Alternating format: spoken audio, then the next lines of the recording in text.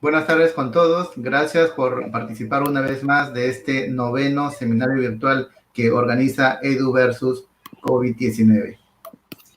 Hola chicos, ¿cómo están? Buenas tardes. Hoy tenemos una gran sorpresa. Nos está acompañando desde España un gran pensador. Las propuestas de investigación que ha desarrollado y los estudios les van a dejar datos increíbles que de seguro les van a hacer reflexionar cosas desde sus propias experiencias en aula. También nos acompaña desde el grupo de investigación TRENDS de la Universidad Nacional de Educación, Anabel. Bienvenida, Anabel.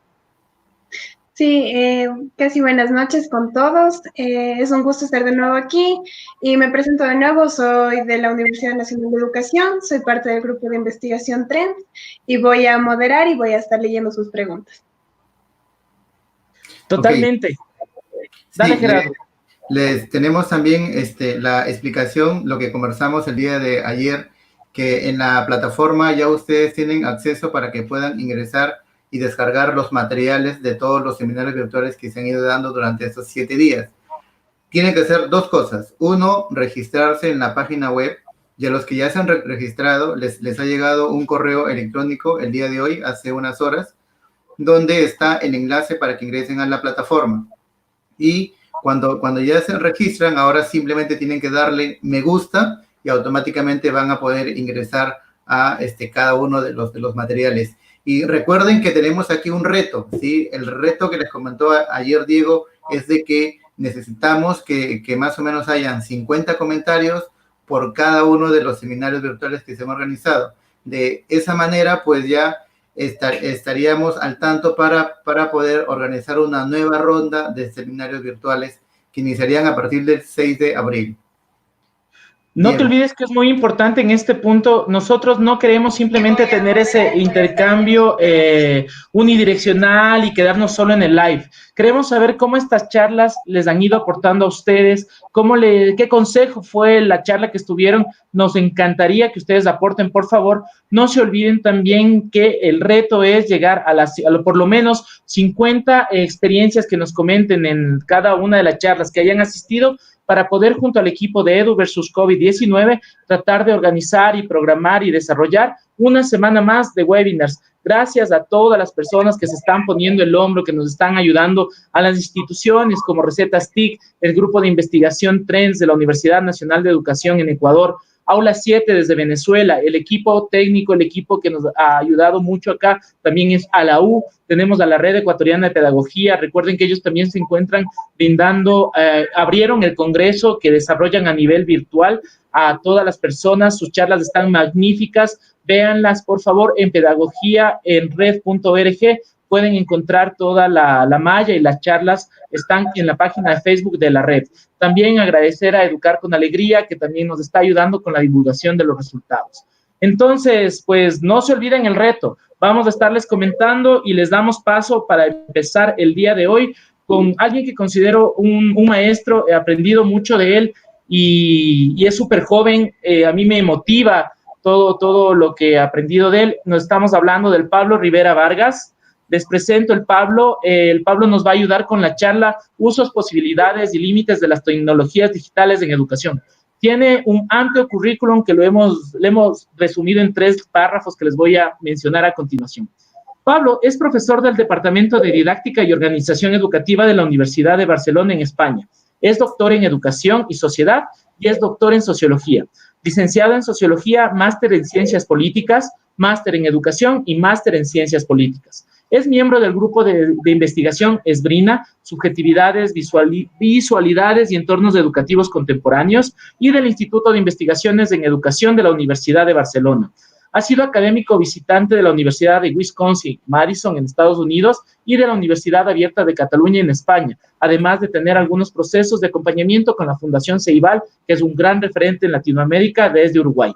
En la actualidad es profesor visitante de la Facultad de Educación y Ciencias Sociales de la Universidad Andrés Bello en Chile. Su actividad investigadora se ha relacionado con la sociología de la educación, la sociología de la modernidad y el análisis de políticas públicas de inclusión social y digital en contextos educativos nacionales e internacionales. Sus publicaciones, por favor, busquen las publicaciones que tiene el Pablo, son excelentes y uno al leerlas aprende muchas cosas. Sus publicaciones más recientes son Moving Beyond the Predictable Failure in EdTech Initiatives.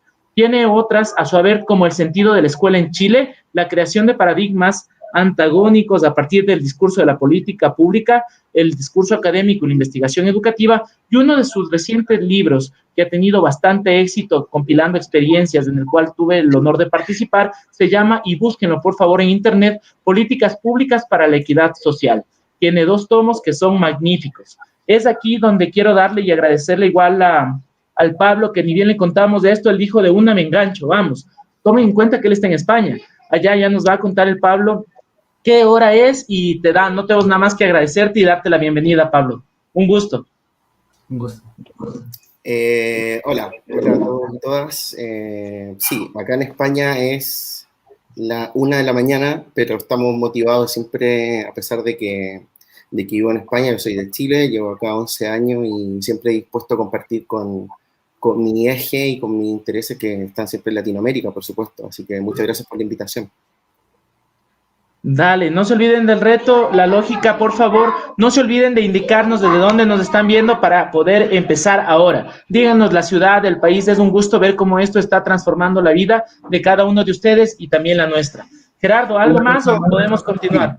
Sí, y una cosa más que queremos recordarle es que con el propósito de escucharlos y de organizar seminarios que estén adaptados o de acuerdo a sus necesidades, cuando ingresen a la plataforma y a los seminarios que están guardados allí, ustedes tienen en la parte inferior un formulario para que puedan indicarnos qué temas les interesaría que se dicten en esta nueva ronda de seminarios virtuales a partir del 6 de abril, ¿ok?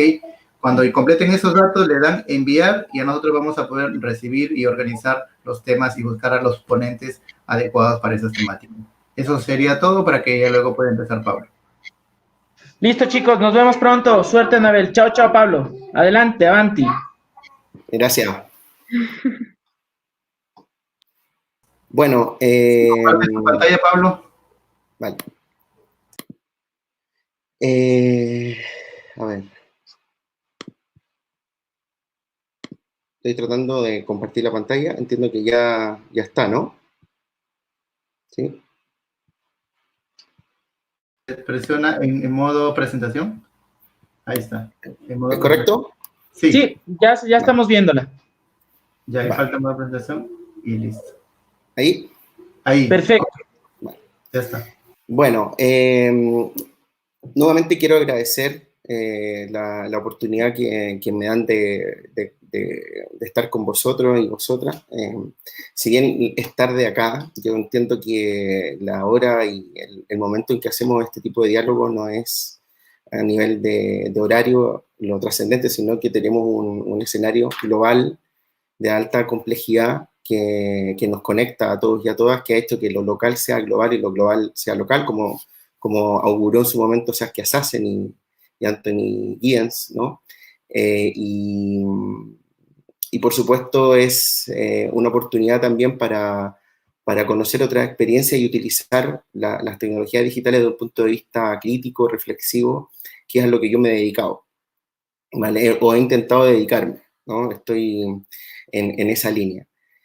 Quiero agradecer a todos y todas quienes han organizado esto y sobre todo también, por supuesto, a Diego, porque es una persona con mucha creatividad, muy inspirador también y qué suerte que estén trabajando, investigando en Ecuador. Así que es nuestro punto de referencia ya, ¿no? Espero que a partir de esta propia instancia podamos conectar y ampliar esta base de relaciones sociales y académicas, intelectuales con el país, ¿no? Con Ecuador. País que particularmente tengo el placer de conocer y al que aprecio mucho.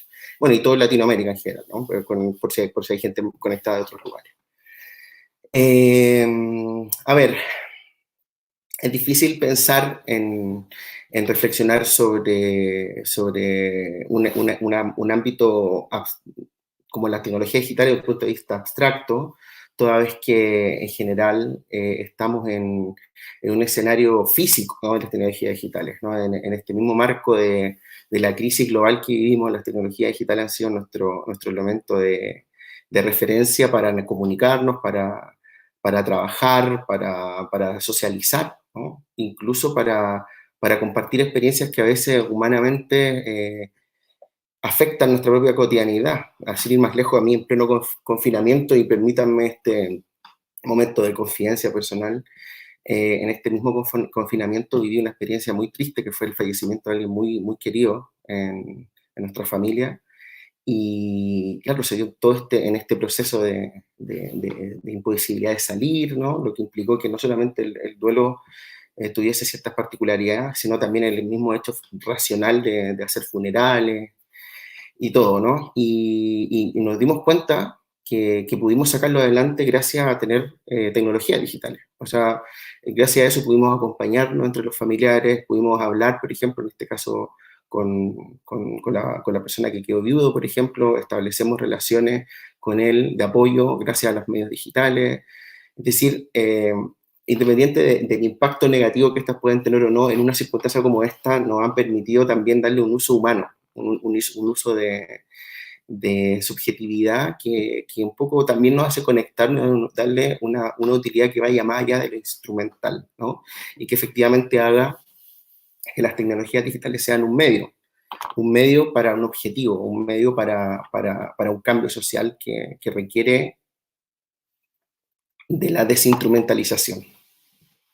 Bueno, respecto a lo que yo voy a comentarles hoy día, y entrando ya en materia, lo primero es felicitar a todos los ponentes que hemos tenido estos días, quienes además de las interesantes reflexiones han podido compartir con vosotros también algunas herramientas que son tan útiles y significativas y que de hecho son tan maravillosas, ¿no? Que nos permiten ganar seguridad en este desafío que es enfrentarnos, por ejemplo, a la docencia de un momento a otro, o al aprendizaje, a la necesidad incluso de enseñar desde el confinamiento, ¿no? Desde no estar en nuestro propio aula o nuestro propio espacio natural de desenvolvimiento profesional, como son las aulas, ¿no? Ya las aulas de primaria, de secundaria, de educación superior. Así que mis felicitaciones a todos los ponentes que han hecho un trabajo realmente interesante, muy útil, ¿no? Sin duda para mí mismo serán una herramienta. Dicho esto, yo no hablaré de una herramienta en concreto. Yo le comentaba a los otros organizadores que mi foco de trabajo es justamente tensionar el uso instrumental de las tecnologías digitales, sin el ánimo de pensar en que estas deben desaparecer de la educación, ni mucho menos. Al contrario, creo que su presencia y participación, su utilización es totalmente relevante. Sin embargo, creo que es importante que entendamos inicialmente el potencial que estas tienen y establezcamos que su potencial está condicionado al interés intelectual, al interés subjetivo y al interés humano, ¿no? O sea, las tecnologías no andan por sí solas haciendo las cosas, sino que somos nosotros y nosotras quienes tenemos ciertas problemáticas que debemos resolver con las tecnologías digitales. Y cuando lo hacemos de esta manera, su uso es satisfactorio, hay comprensión, por ejemplo, de su utilidad. Pero cuando dejamos que ellas operan por sí solas, cuando nos genera cierta distancia, pero no solamente esto, cuando emergen ciertos riesgos, ¿no? Algo que está muy en el diálogo actual, que tiene que ver, por ejemplo, con la utilización irresponsable que determinadas compañías han hecho de nuestros datos y sobre todo de nuestros niños y niñas en la escuela. Cientos de gobiernos han firmado, por ejemplo, acuerdos con transnacionales de comunicación para impartir la docencia bajo el apoyo de ciertos instrumentales, no voy a mencionar ninguno, pero todos conocemos varios, por ejemplo, y hemos visto después que en cada uno de los clics que nuestros hijos e hijas hicieron, por ejemplo, cada uno de nuestros PowerPoint que compartimos, cada uno de nuestra actividad docente, por ejemplo, entregó datos que fue utilizado de una manera irresponsable y con intereses comerciales. Y ahí es donde yo sí quiero poner un punto de atención, y por eso considero que la reflexión crítica al respecto es clave. Ahora bien, esta reflexión crítica tiene un sentido cuando se hace desde el Estado, cuando se hace desde lo público, entendiendo que hay muchas instituciones privadas que tienen una responsabilidad social incuestionable, quien debe velar y garantizar por el desenvolvimiento humano y justamente equitativo de las instituciones privadas que proveen de tecnología, sobre todo espacio educativo a las familias, debe ser el Estado. Y en ese sentido yo lo que vengo a compartir con vosotros y vosotras hoy día es justamente cómo el Estado ha intervenido en ciertas experiencias en determinados países para favorecer que el uso de las tecnologías justamente se realice desde un punto de vista crítico, reflexivo, o por el contrario, si algunos estados, sin justamente hacer un ejercicio reflexivo necesario para poder tomar decisiones sobre el destino de los fondos públicos, que es lo más sagrado que tiene el Estado, ¿no?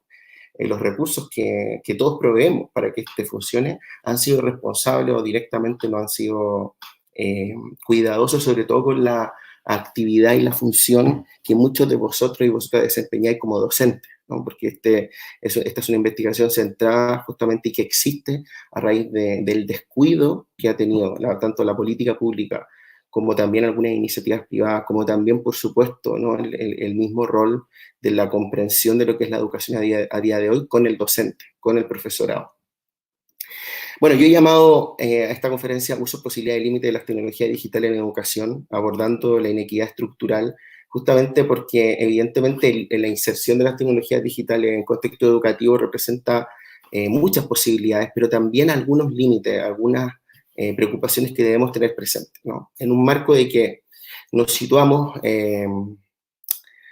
indescriptible e incuestionablemente en ningún país del mundo no existen estos fenómenos, ¿no? La inequidad, la concentración de poder, la disparidad, la estratificación social, el nacionalismo estructural, por ejemplo, la falta de la cohesión social instrumental, ¿no? ¿Cómo podemos esperar que las tecnologías digitales, por ejemplo, operen para favorecer la inequidad, para disminuir la inequidad en un mundo donde la equidad no es prioritaria, donde la inequidad incluso tiene un sentido funcional? No olvidemos, por ejemplo, aquellas teorías sociológicas tradicionales como el mismo funcionalismo estructural, que plantean que incluso la pobreza cumple una función en la sociedad, ¿no? Y ahí sí, los sistemas económicos en el fondo buscan que esta estructura, esta estratificación social se mantenga porque permiten la cohesión, permite la falta de conflictividad. Es decir, podría ser incluso que la superación de la pobreza no sea el interés central de un Estado, de un gobierno, de una política pública, sino la falta de conflictividad entre rico y pobre, ¿no? En un marco de sociedad, sí, evidentemente que observamos, ¿no? O sea, es cosa de ver, por ejemplo, la inequidad que hay entre países del norte, países del sur, entre Europa con África, en los mismos territorios, entre, por ejemplo, los países desarrollados, donde yo vivo, por ejemplo, en España, entre población nativa originaria, inmigrante o migrante de segunda generación. La sociedad vive en la inequidad. Hay escuelas que reproducen, por ejemplo, matrices para ampliar la base de obreros que reproduzcan las funciones sin conflictividad en la fábrica, y otras otras escuelas que existen para generar elite, por ejemplo, para generar la reproducción del sistema a partir de iniciativas, ¿no? Entonces, ¿cómo esperamos perdón, se me fue la presentación. ¿Cómo esperamos que la sociedad, que los modelos sociales realicen, por ejemplo, iniciativas de inclusión de la tecnología digital en un mundo que tiene esta particularidad, que hay pobreza y riqueza? ¿Cómo esperamos que las tecnologías digitales sean responsables del cambio social, ¿no? Por sí solas? Esto no va a suceder, ¿no? Evidentemente. Aún así, yo, más que cuestionar sobre todo la abundancia de empresas privadas en educación, que me parece que hacen un aporte tremendo, es decir, lo que hace, por ejemplo, Google for Education, por ejemplo, YouTube Education, incluso lo que encontramos con Coursera, con todos los MOOCs que hay, y bueno, Microsoft lo que hace, en realidad hacen actividades que son maravillosas y que nos permiten, por ejemplo, y así tantas más, estoy nombrando las más importantes, ¿no? De Kahoot en adelante, permiten que hagamos cosas maravillosas que otros profesores y profesoras en el pasado no pudieron hacer. Nosotros las podemos hacer. Evidentemente, esto ha sido un aporte para nuestra propia acción docente, para la transmisión de conocimiento más interactivo y más nutrido, ¿no? El bagaje, el polo de concentración de conocimiento al que pueden disponer nuestros estudiantes ahora es absolutamente ilimitado, ¿no? En ese sentido, es incuestionable que estas empresas han hecho algo muy importante, pero claro, no olvidemos que se sitúen en un marco, una sociedad que tiene esta inequidad, ¿no? Por lo tanto, ¿cómo vamos a esperar si la sociedad tiene esa inequidad que estas mismas instituciones privadas la reduzcan hablamos de fenómenos como la brecha digital o la falta de asimilación de la competencia digital en determinados grupos de la población. Esto sin lugar a dudas marca la orientación, el impacto que tienen las tecnologías. O sea, hay una reflexión que vamos a ver a continuación que yo creo que es muy clave, que tiene que ver con que las tecnologías en general por sí mismas no reducen nada. Las tecnologías digitales en sí mismas no hacen superar la pobreza.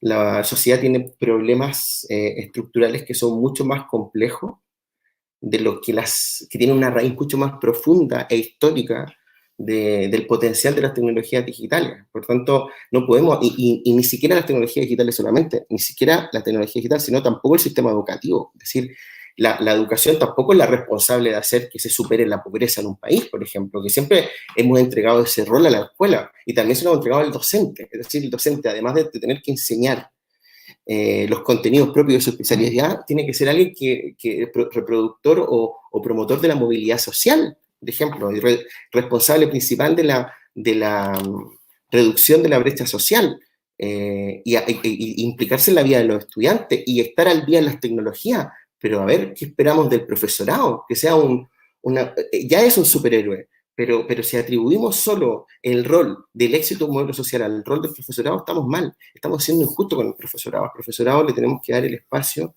para que pueda difundir, explotar su potencial, sentirse cómodo en el aula, cumplir su rol docente, y la sociedad, los modelos de desarrollo deben solucionar las otras problemáticas, ¿no? Como son la pobreza, la falta de alimentación, el acceso a la salud, la educación, etc. Una vez que tengamos sociedades equitativas, podemos pensar, por ejemplo, que estas tecnologías como las que vemos aquí tienen algún sentido de favorecer o de reducir la pobreza. Bueno, aún así, tampoco mi diagnóstico o mi descripción contextual de por sí misma busca ser negativa, ¿no? Es decir, han habido intentos de distintos gobiernos por hacer que las tecnologías tengan un sentido de reducción de la brecha social. Y esto ha pasado porque en realidad a muchos les va a sorprender, pero la inequidad social, la brecha digital, la brecha social existe en todas partes del mundo, incluso en los países ricos. La necesidad, por ejemplo, de dotar de tecnologías que tuvo el 90% de los países del mundo a mitad de la década antepasada, comienzos del 2000, evidencia, por ejemplo, la necesidad que tenía el Estado de invertir en la dotación de tecnologías de la información. Esto lo podemos ver, por ejemplo, al hacernos la pregunta, ¿por qué favorecer la inclusión de tecnologías digitales en contexto educativo? Fíjense que esta era la pregunta inicial, ¿no? ¿Por qué favorecer la inclusión de tecnologías digitales? Todavía no hablamos de la competencia digital, ni de la apropiación tecnológica, ni de la asimilación y generación de contenido a través de las tecnologías digitales. Simplemente hablamos de incluir las tecnologías en el aula. Acuérdense, acordaos vosotros y vosotras de cuándo fue el momento en que yo ejercía mi rol docente, para los que tienen un poco más de edad, y de pronto tuvimos que meter a las tecnologías, ¿no? De pronto fue parte de. Pensar en ese instante fue clave, o nosotros mismos como alumnos. Yo recuerdo, por ejemplo, cuando estudiaba en Chile en enseñanza media, en secundaria, que de un momento a otro, en vez de tener un laboratorio de computación donde los ordenadores tenían 3.1, Windows 3.1, una cosa, pero que poca utilidad ahora le podríamos dar, ¿no? De pronto compran todos estos Mac, por ejemplo, de la primera generación de retorno de Steve Jobs, por ejemplo, que eran más luminosos, bonitos, y te instaban a trabajar en él, ¿no? De color, que tenían un sentido de motivación mayor que el uso de los ordenadores, que eran tan fácticos, ¿no? Tan uso industrial, ¿no? No olvidéis, por ejemplo, que siempre estuvo aquí el debate coloquial entre las posturas de IBM por un lado y de Mac por otro, y de Microsoft vendiéndole productos a ambos lados, y al final vimos que en la vida terminó ganando el lado de IBM, que es como el más formal, el uso del ordenador más racional, más negro, oscuro, sin pantalla. Steve Jobs iba por algo mucho más creativo. Al final la vida le terminó dando otra oportunidad. Ya no será el espacio donde discutiremos sobre la historia de estas marcas, pero sí veamos que tampoco la informática ha tenido un rol uniforme, ¿no? También ha tenido en muchos sentidos un rol secular y atómico entre ellos mismos, también la misma institución. de producción de software y hardware. Bueno, volvamos al tema. ¿Por qué favorecer la inclusión de las tecnologías digitales en contextos escolares? Pues porque había necesidad en esta década, antes de todas maneras, ¿no? A fines de los 90, pero sobre todo a comienzos del 2000, cuando ya no tenía mucho sentido seguir haciendo docencia con el libro de texto solamente, quiero decir, ¿no? Ni con herramienta analógica, porque ya la mayoría o gran parte de los hogares iban teniendo internet. Esto hizo que, por ejemplo, la OCDE, el Índice de Desarrollo Humano, los informes internacionales midieran el acceso a Internet y midieran el acceso a las tecnologías digitales que tenía la población. Y así podíamos ver, por ejemplo, si vemos acá en datos de Eurostat, datos oficiales de la Unión Europea, el año 2008, en África solamente había una penetración del uso de Internet del 3%, en Europa del 38,6%, ninguna maravilla, ¿no? Estados Unidos, Canadá, por supuesto, hacían que subiera la media de México, tenía cerca del 70%, ¿no? Latinoamérica un 15% teníamos solamente el 2008, Oceanía el 54%, en realidad eran datos bajos, ¿no? Eran datos que demostraban que había muy poco acceso al Internet, ¿no? Muy poca posibilidad de acceder al Internet en esa época, en un mundo donde ya la sociedad digital, o bueno, hablemos de lo que Castel en su momento ya hacía referencia, que era la era digital, era algo ya reconocido en todo ámbito, ¿no? La era de la información era la clave del poder. Veamos la situación de Europa, que fue la que yo inicialmente estudié. Por ejemplo, al año 2008, solo 8 países de los 27 de la Unión Europea tenían un porcentaje igual o superior al 75% de las familias con al menos una computadora.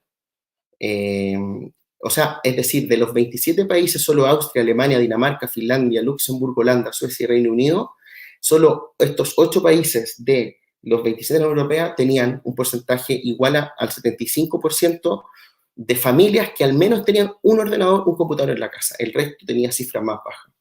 La mayoría de los países europeos tenían entre 50 y 75, el resto no alcanzó a el 50, entre ellos, por ejemplo, Grecia, Bulgaria, Rumanía. España, y el caso que yo fui estudiando, era el porcentaje, estaba entre 60 y 64, hablamos de países desarrollados con una penetración de los dispositivos tecnológicos baja en general. Piensen, en España, 6 de cada 10 hogares tenían un ordenador en la casa el año 2008. Veamos la situación en Latinoamérica, por ejemplo. ¿Cuánto era el número de estudiantes por escuela entre el 2000 y el 2009? Vemos que hay una diferencia entre los colores, ¿no? El oscuro, el 2000, el 2009, el claro. Pensemos, por ejemplo, en Brasil se redujo esa brecha, pero seguía habiendo 36 niños por ordenador en Brasil el año 2009. En Uruguay, el año 2009, había 25 niños por ordenador. Y en Chile, bueno, las cifras que pueden observar aquí, ¿no? 44 niños en el año 2000 y el año 2009, 21 niños. Estoy mostrando con esto un poco que hubo una necesidad a nivel gubernamental de favorecer la inclusión escolar, la inclusión de tecnologías digitales en contextos escolares, una necesidad global. A esto se le llamó las iniciativas 1 por 1, es decir, un ordenador por niño. Yo creo que algunos de vosotras y vosotras las conocerán, fueron parte quizás de estos experimentos, de experiencias pilotos. Me consta que Diego Apolo conoce algunas porque nos preparó hace poco para un monográfico, un paper sobre la trayectoria, pero justamente también ahí veíamos que hay muchos países que hicieron políticas públicas al respecto para favorecer la inclusión de tecnología digital en contextos escolares, pero hubo otras que no pudieron tener una apuesta horizontal y que escalara, ¿no? Y que fuera sostenible. Algunas iniciativas de dotar de ordenadores, muchos de vosotros habréis vivido, pero por ejemplo pensar, cuando les ponen un ordenador, les enseñaron a usarlo, les enseñaron el potencial que tenía, lo que podían crear. ¿Qué sacan con darte un ordenador si poco puedes hacer con él, no? Aquí hay algunas de las iniciativas que marcaron esta época, ¿no? De dotar de tecnología, sin hablar aún de competencia, sin hablar de pensamiento computacional, de aprendizaje profundo, todas estas teorías que ahora, por ejemplo, marcan bastante nuestra relación con el estudio del uso de las tecnologías en contextos escolares. Vecta en Inglaterra, Omar Dengo, que es probablemente una de las más conocidas, ¿no? de Costa Rica, Enlaces en Chile, EMEX en México, European Schoolnet, que fue la iniciativa de la Unión Europea. Para dotar, todas estas iniciativas empiezan a pensar en la necesidad de dotar de ordenadores a las escuelas. como forma de reducir la brecha digital, asumiendo que las tecnologías digitales eran la herramienta para reducir la brecha digital, y por tanto la brecha social. Bueno, todo esto se da en un marco de iniciativas no horizontales, no conectadas entre sí. Cada país va teniendo un poco su marco, hasta que aparece este señor, que es Nicolás Negroponte, en el MIT, que en el año 2005 presenta en el Foro Económico Global la iniciativa One Laptop per Child, un ordenador prácticamente a muy escasos recursos, que costaba $100 producirlo, que conectaba a internet, que permitía el uso, por ejemplo, de algunos software para la realización de actividades académicas, y que se podía distribuir en todas partes del mundo.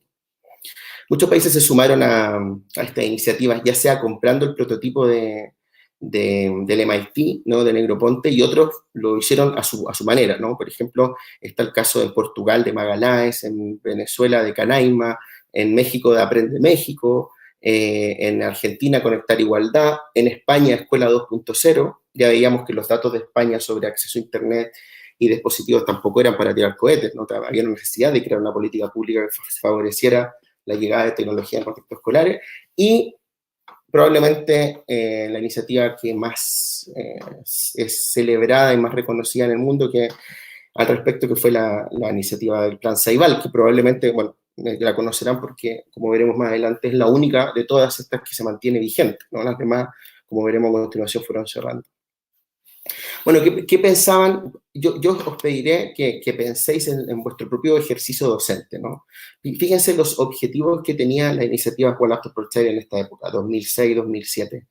Tenían mejorar el potencial de la informática como soporte para el aprendizaje, los procesos educativos y la inclusión social. Es decir, sin haber hecho estudios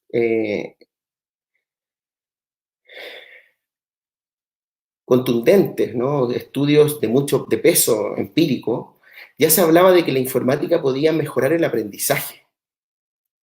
O sea, un estudiante podría aprender más si se usaba informática. Es una cosa a día de hoy muy cuestionada. Es decir, hoy en día no hay ningún estudio empírico. Hay algunos esfuerzos del Banco Interamericano de Desarrollo, algunas experiencias bien puntuales que algunos resultados han mostrado, pero a día de hoy no hay ni un estudio que muestre que las tecnologías digitales mejoran el aprendizaje.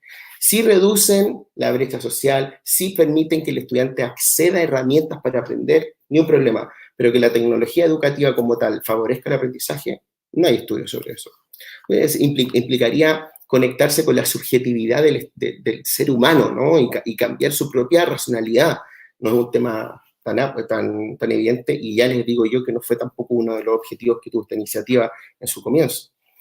Las computadoras también portátiles fueron una herramienta de instrucción para mejorar el aprendizaje de los estudiantes. Es decir, por aquí sí, una herramienta de instrucción, esto tenía sentido, pero buscar la mejora era lo cuestionable, ¿no? Los países buscaban reducir la brecha digital y ajustarse a las necesidades de la red. Se creía entonces que el adquirir tecnología favorecía la reducción de la brecha digital, sin que hubiese y la brecha social, por tanto, entre países, sin que hubiese una legitimación empírica al respecto. Esto nos recuerda mucho a Bourdieu sobre el hábitus y el campus, ¿no? Es decir, porque alguien lo hace, lo tengo que hacer yo, y me tengo que relacionar, como dije, de poder, ¿no? Si lo está haciendo Inglaterra con Vecta, ¿cómo no lo va a hacer España? Aunque la realidad de España no sea la tangible. A lo mejor en España, más que dotar de tecnología, se tenía que dotar más de competencias digitales, o lo mismo en otros países, ¿no? Pero como fue un fenómeno de influencias, hábitos y campus, muchos países se sumaron a esta iniciativa. Bueno, en general fue una iniciativa que excluía todavía el ámbito no formal de la educación. Por tanto, las tecnologías se situaban en la educación formal, en las aulas digitales, en la conectividad a internet, generar y facilitar acceso a materiales digitales, involucrar a los estudiantes y a la familia de adquisición y custodia, en promover la formación del profesorado, que yo creo que es el elemento que vamos a ver a continuación más controversia ha generado, ¿no?, en fondo. Porque la mayoría de estas iniciativas fueron hechas por policymakers, por generadores de política pública, y el profesorado nunca fue considerado en su uso. Se asumió que el profesorado necesitaba eliminar los libros de texto y hacer su docencia con un ordenador y con dispositivos tecnológicos con las herramientas que el ordenador proveyera casi por obra y gracia de la máxima divinidad en la que vosotros creáis, por ejemplo, pero nunca se le enseñó al profesor a crear, a producir, a pensar intelectualmente en su uso, ¿no? De hecho, la principal área era la formación del profesorado, formarse para usar, pero no formarse para crear. Entonces les resultará a lo mejor familiar, ¿no? En España la propuesta de aula digital fue esta, una propuesta que tenía básicamente como inercia o como ejercicio la digitalización de las prácticas analógicas que ya tenía la propia escuela. En vez de una pizarra tradicional, una pizarra digital. En vez de el libro de texto, el libro con el que ustedes trabajaban, un ordenador para que estén los PDFs ahí. Todo dependía de que la conexión a internet funcionara, pero se acababa la conexión a internet y ¿qué pasaba? Estaba todo en la red, no podíamos trabajar en eso. Mucha de la propia organización que se da en el aula tampoco cambiaba. Por lo tanto, fue un ejercicio, por ejemplo, en el caso de España, que básicamente digitalizó lo analógico, y esto se debe porque no se habló con el profesorado. No se le preguntó al profesor qué era lo que tenía que hacerse en el aula, qué cambios había que hacer, ¿no? Yo lo que digo no es un panfleto, ¿eh? Porque en realidad me tocó participar en la evaluación de este proyecto en España, y una de las principales demandas y respuestas con las que se explica el fracaso de Escuela 2.0, que fue cerrado el año 2012, es justamente la ausencia absoluta de la opinión del profesorado, absoluta, para saber hacia dónde había que destinar los recursos, qué es lo que faltaba en la escuela, qué es lo que faltaba. Y si esto lo escalan a la realidad, me tocó conocer la realidad en cuanto a estas políticas públicas en distintos países, se dan cuenta que es común, es un escenario bastante común. Se excluyó al profesorado, no se tomó en consideración su conocimiento en el aula para saber cómo insertar las tecnologías digitales. Es más, esto generó que muchos estudiantes supiesen más, que tuviesen más competencia de manejo de tecnologías digitales que el profesorado, lo que generó y amplió la brecha digital. Por eso yo les decía, las tecnologías digitales no necesariamente reducen las brechas sociales, incluso las pueden agudizar si es que previamente no hay un conocimiento reflexivo de los autores, de los actores de determinado contexto sobre para qué las queremos, cuál es su uso. Bueno, yo les decía que la conferencia, ya en esta última parte, voy a mostrar algunos resultados de lo que hicimos, ¿no? En el fondo, todos estos cuestionamientos a los que yo les he hecho referencia tienen que ver con una investigación comparativa que hicimos en la realidad en 4 territorios. Fue un estudio mixto de dos iniciativas públicas que estaban canceladas, que fueron cerradas, y 2 que están en curso, ¿no? Y lo que queríamos saber eran estas 4 dimensiones, ¿no? ¿Cuáles eran los logros que lograron estas 4 iniciativas? ¿No? 4 políticas públicas de inclusión de tecnologías digitales en el aula, en 4 países. Queríamos saber los logros que tuvieron, cuáles las principales iniciativas, características de las principales iniciativas que están en curso, características de las principales iniciativas que fueron cerradas y consecuencias negativas de la falta de continuidad de estas. Es decir, en el fondo queríamos saber por qué algunas iniciativas siguieron y por qué otras fueron cerradas. ¿Por qué algunas iniciativas de política pública tuvieron éxito y tuvieron la comprensión y la empatía del profesorado en el aula de la escuela, y por qué otras no? Porque otras no contaron con el apoyo ni el soporte del profesorado ni de las propuestas de gobierno, de los sistemas educativos, y terminaron cancelándose. Los casos que trabajamos son estos 4. Trabajamos a nivel de iniciativas canceladas de Escuela 2.0 en España, Aprende México en México, y a nivel de iniciativas en continuidad, el Plan Ceibal de Uruguay y la Fundación Omar Dengo de Costa Rica. No voy a entrar mucho en detalle de los procesos metodológicos en sí, para quienes quieran un poco conocer los resultados divulgados de esta investigación. Diego al comienzo ya presentó algunos, yo aquí les dejo el PowerPoint, lo comparto para que podáis acceder, los 2 libros de políticas públicas de equidad social, donde se presenta la experiencia de más de 14 países sobre políticas públicas de inclusión digital en el contexto del que estoy hablando, como las del Plan Ceibal, como las de One Laptop per Child. Luego este caso que fue el de UNESCO, ¿no? El de UNESCO, la iniciativa se llamaba Best Practices in Mobile Learning, que fue una iniciativa donde Ceibal fue reconocida como una de las 10 experiencias más exitosas del mundo en este ámbito. A mí me tocó participar en este informe junto a Cristóbal Cobo y está publicado aquí el informe para quienes quieran conocer la situación de Uruguay como ejemplo.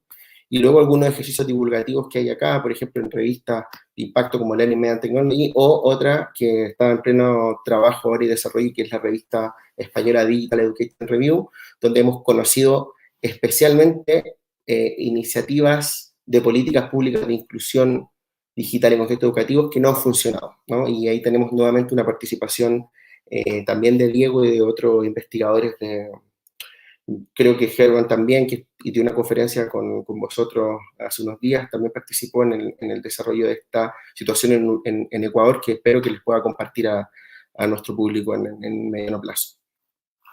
Dejo estos resultados acá para quienes quieran mayor profundización académica, científica sobre qué hemos obtenido, ¿no? Qué resultados obtenimos de este trabajo comparativo. Y aquí presento algunos elementos generales, ¿no? Por ejemplo, los principales logros de esta iniciativa es que aumentó el acceso a dispositivos tecnológicos de parte de los ciudadanos. Ya vamos a ver más adelante la cifra, pero en general hubo una reducción bastante de brecha digital, mayor conectividad a Internet de las escuelas, mayor instrumentalidad, por ejemplo, o mayor presencia de instrumentos en las propias escuelas para hacer la acción docente. Justamente a eso me refiero con el siguiente punto: aumento de la dotación tecnológica en la escuela. Un uso activo de las tecnologías evidentemente generó mayor innovación didáctica, aumento de proyectos de robótica, reflexión sobre, esto es muy interesante, ¿no? Es que a lo que yo trato de dedicarme, que es la reflexión más crítica sobre la inserción de las tecnologías digitales en el contexto educativo, este punto 5, ¿no?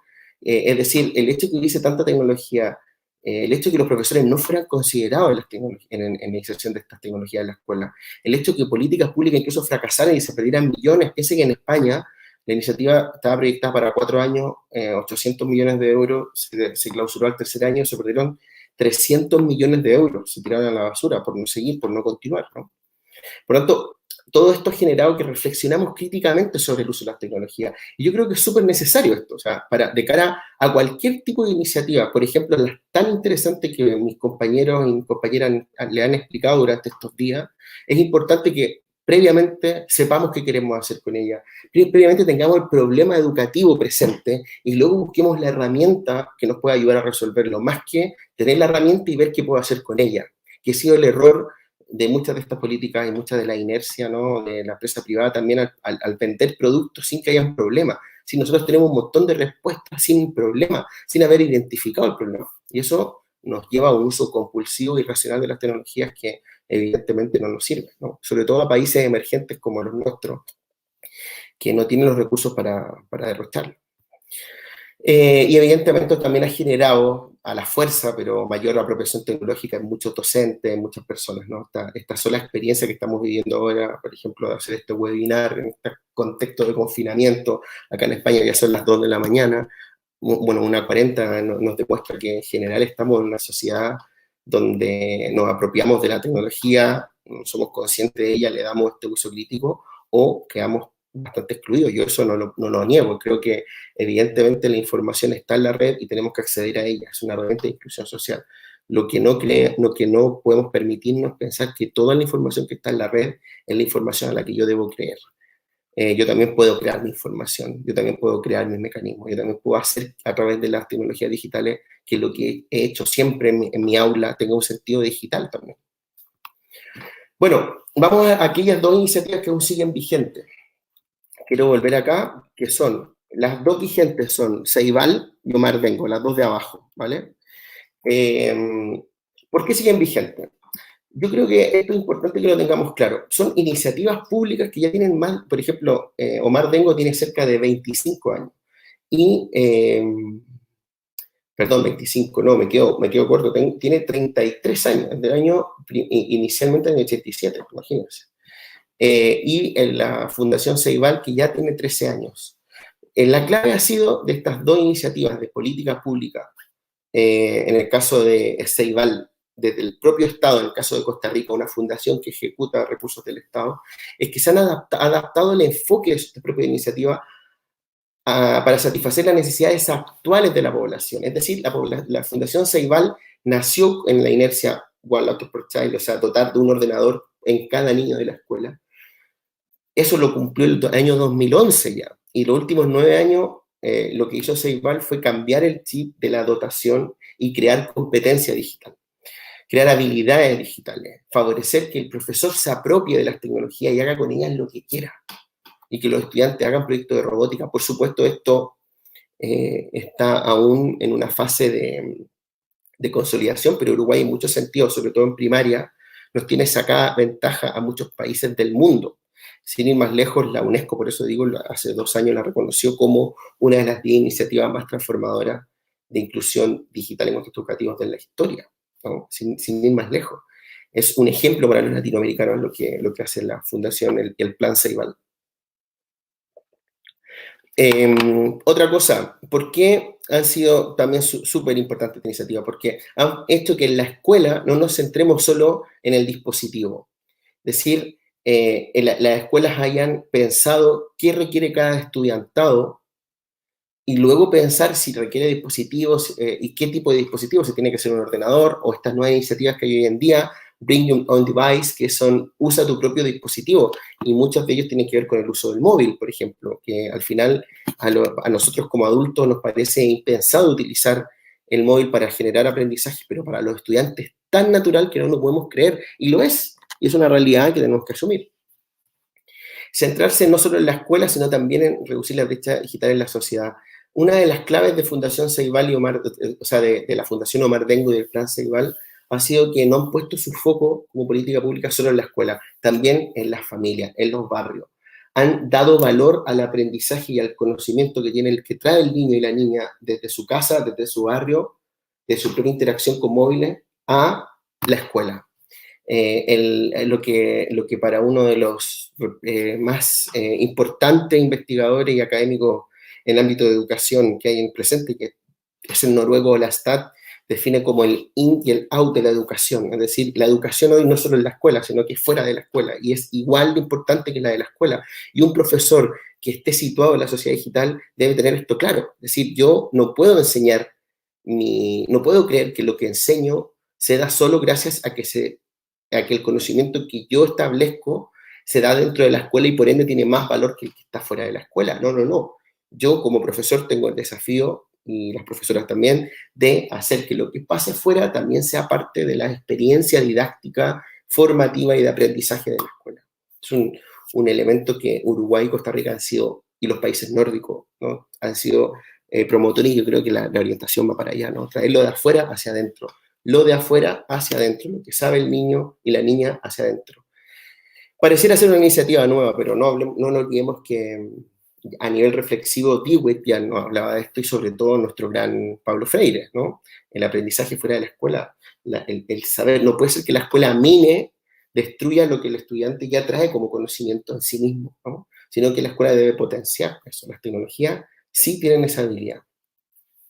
Luego se centraron en objetivos de cobertura realista, es decir, tampoco aquí se empezó a vender como la moto de que se iba a cambiar casi toda la sociedad. Plan Ceibal y Omar Dengo nunca han pensado, por ejemplo, de que las tecnologías digitales mejoran la educación, sino que las tecnologías digitales son una herramienta para que el profesor y la profesora las puedan utilizar. Y ya está. Y si el profesor está satisfecho y reconoce tener competencia digital, pues una política pública exitosa. Muchos países, entre ellos Reino Unido, por ejemplo, incluso también España, apostaron por que las tecnologías digitales fueran la clave del éxito, ¿no? México también con Aprende México, etc. Y por último, promover una participación activa de los docentes, lo que es una característica de las por qué fueron canceladas, ¿no? Insuficiente apoyo político, factores financieros y presupuestarios, objetivos de cobertura poco realistas, yo les decía recién, ¿no? Aquellas políticas que pensaron que incluyendo tecnología todo iba a ser mejor, fabuloso. Exclusión de los profesores, el gran error, ¿no? La mayoría de las iniciativas que fracasaron es porque los profesores quedaron excluidos y fueron un gremio o un sindicato o un colectivo que se puso en contra del Estado justamente por excluirlo. ¿Qué error más garrafal? Es una barbaridad en Uruguay. Yo tuve la suerte de estar allá 3-4 meses y presencié que los profesores son evidentemente los protagonistas de la iniciativa. Concepción determinista del potencial de las tecnologías digitales en la educación. ¿Qué quiere decir una concepción determinista? Creer que todas las tecnologías digitales mejoran lo que se proponga. No es así. Las tecnologías digitales solamente funcionan si nosotros sabemos para qué las vamos a usar, si son un medio, no si son el objetivo, si son un medio para conseguir el objetivo. Bueno, consecuencias nefastas de la falta de continuidad de esta iniciativa. Ecuador tiene varias experiencias al respecto, México, Chile, Argentina, iniciativas que han sido cerradas, ¿no? Hace poco cerró la iniciativa Enlaces en Chile, por ejemplo, que también tenía casi 2 o 3 décadas. ¿Qué pasa cuando una política pública fracasa? Es que hay desconfianza en el Estado, y eso es muy peligroso para cualquier sociedad en el día de hoy. Esto pasa ahora con lo que estamos viendo con el coronavirus, cuando un gobierno no toma una medida que nos dé seguridad. No solo cuestionamos al gobierno, sino que cuestionamos la gestión del gobierno de la crisis, ¿no? Es muy importante que el gobierno no fracase, y de hecho, por eso, una de las claves de las iniciativas que antes mencioné son aquellas que han triunfado y que siguen sostenibles, son aquellas que se pusieron metas realistas. Esta es como la clave, no las que pensaron que con su propia iniciativa se iba a transformar la sociedad y los países se iban a transformar en sociedades desarrolladas. Aumento de la brecha social y digital. Evidentemente, en algunas escuelas se aprovechó. Le voy a dar el caso de España.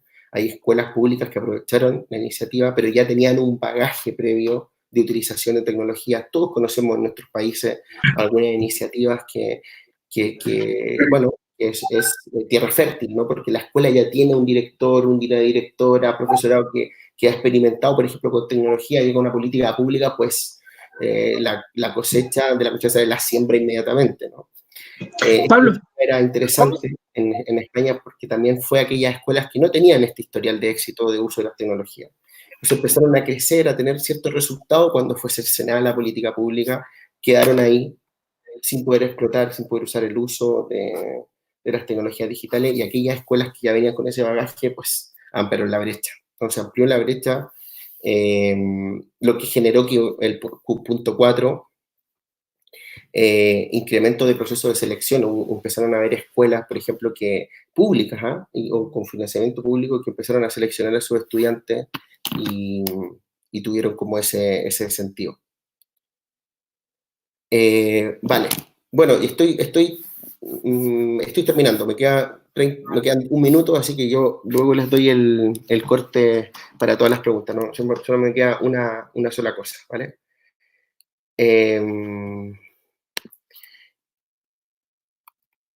Reflexiones finales, ¿no? Para ir en la línea del cierre. A día de hoy vivimos en la sociedad digital, es un hecho de la causa, no tenemos una alternativa a escapar de esta realidad, y lo estamos viviendo en el confinamiento, ¿no? ¿Quién podría negar que estamos en la sociedad digital? Es innegable.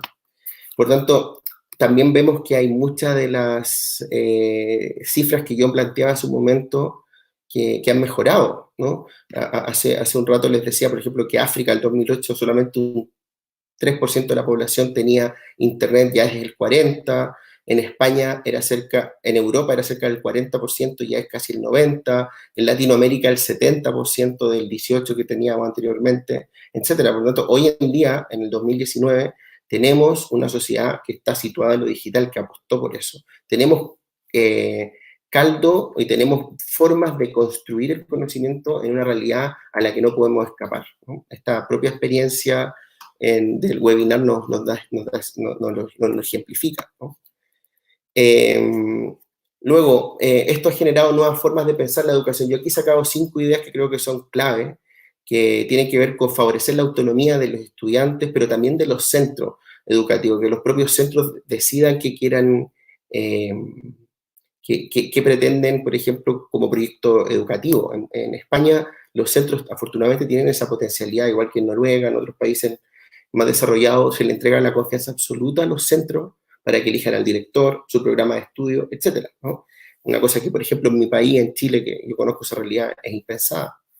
Favorecer instancias de negociación y aprendizaje cooperativo entre docentes y estudiantes del uso de tecnología. Conocimos algunas experiencias de Australia donde los profesores, antes de empezar el año, ponían las tecnologías sobre la mesa y le decían a los estudiantes, bueno, vosotros tenéis 14, 15 años, yo tengo 50, 45, tenemos que estar todo el año juntos, decirme cómo las tecnologías digitales nos pueden ayudar, ¿vale? ¿De qué manera? Y los estudiantes le aportaban algunas aplicaciones para hacer matemática, química, física, el profesor lo incorporaba en el plan de estudio y se usaba las tecnologías a partir de la negociación, ¿no? A partir de que el estudiante le diese valor al proceso, generaba engagement, compromiso en su propio proceso educativo, porque fue parte de las herramientas que se van a utilizar. Bueno, hacer visible el conocimiento obtenido dentro de y fuera de la escuela, como les decía recién, y tecnologías digitales vistas como un medio y no como una herramienta. Desde ahí es que muchas de estas nuevas propuestas educativas tienen que navegar, ¿no? Aquí conocen varias, vosotros, ¿no? Movimiento Maker, DIY, Do It Yourself, Escuela 91, todas iniciativas que tratan un poco de tener presente estos 5 postulados que también les dejaré para que los puedan ir reflexionando y compartiendo, ¿vale? La última pregunta que le hago yo a vosotros, a ver si os animáis a responderla, es: ¿están preparados los centros educativos para autogestionar sus procesos de innovación pedagógica sin políticas de inclusión digital? En algunos países sí, pero yo diría que es complicado de resolver. ¿Cómo lo tenéis en vuestro propio contexto local, ¿no? ¿Están preparados los centros educativos para autogestionar sus procesos de innovación pedagógica sin políticas de inclusión? ¿Quieren los centros educativos en nuestra realidad latinoamericana tener autonomía? Bueno, simplemente eso, agradecer la oportunidad y dispuesto a responder algunas consultas que vosotros tengáis. Muchas gracias. Ya, perfecto. Muchas gracias, Pablo, por todos los aportes. Y primero queremos mandar saludos a Perú, Venezuela, Bolivia, que nos están viendo, y también desde Ecuador, que están conectados desde diferentes partes del país. Algunas preguntas que tienen es, desde las experiencias de estos análisis, ¿cómo tomar este tipo de iniciativas? Desde la experiencia que tenemos, que tengo yo en los países que he conocido, dices tú. Claro, o sea, ¿cómo tomar este tipo de iniciativas? Como Bueno, en proyectos. Bueno, yo diría que hay una cosa que es clave y que creo que es importante para mí hacer énfasis, porque para lo que más yo he aprendido, yo soy sociólogo de formación y lo que más he aprendido de esta experiencia educativa en este contexto de investigación ha sido respetar el rol del profesorado, conocer su trayectoria, darle valor a su trayectoria, a su aprendizaje.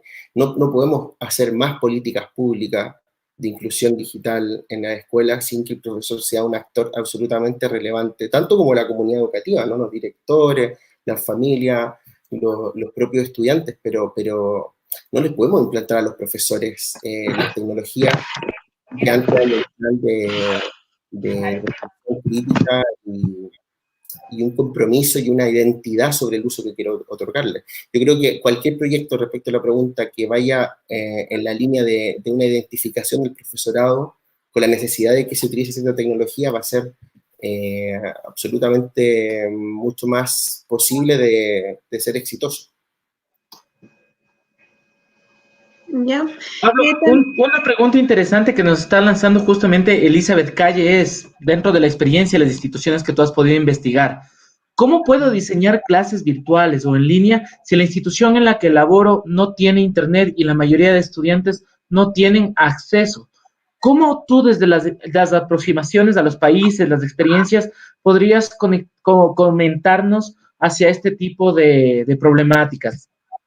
Bueno, yo creo que lo primero que tengo que decir al respecto es que me parece una prioridad absoluta que todos los centros educativos de todos los países del mundo tengan internet. Si la política educativa no gira en torno a eso, que favorezca la conectividad a la red y el acceso a las tecnologías, por supuesto. Si las políticas públicas no apuntan a eso, estamos fracasando, estamos generando una sociedad que se va a consolidar en base a la brecha social.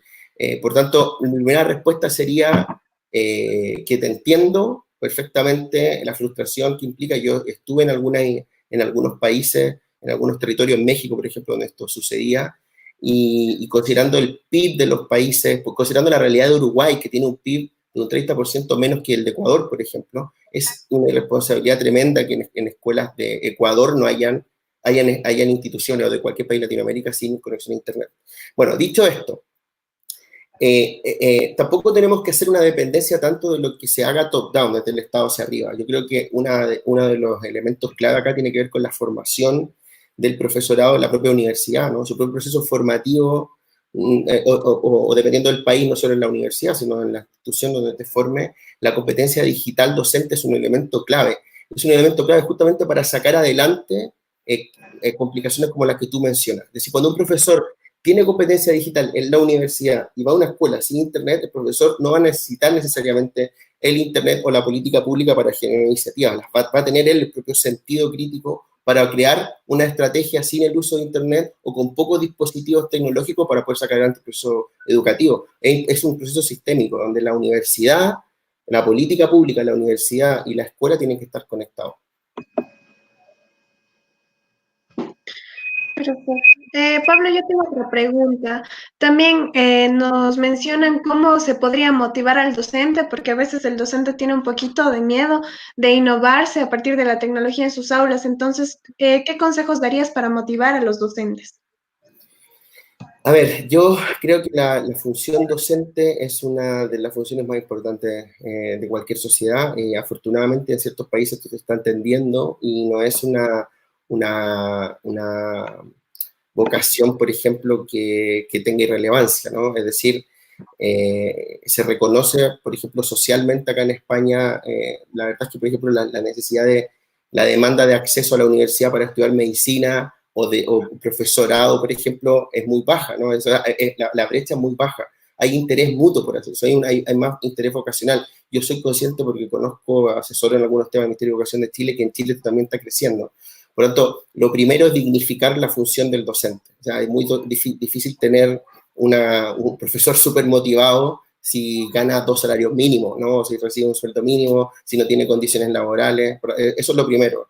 Yo que me dedico más al tema de las políticas públicas, lo primero que te diría, ¿no? Lo segundo, una vez que tenés un profesor motivado, un profesor que tenga la disponibilidad para poder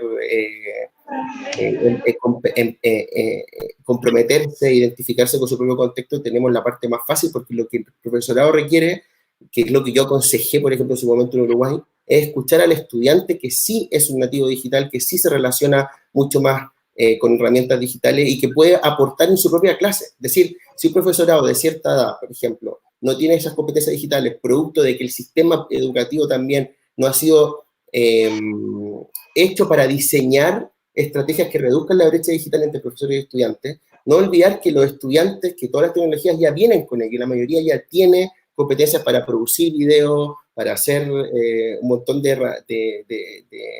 para acceder a la información sin que hayan aprendido estas estrategias, estos caminos, a través de la propia formación que reciben en la escuela.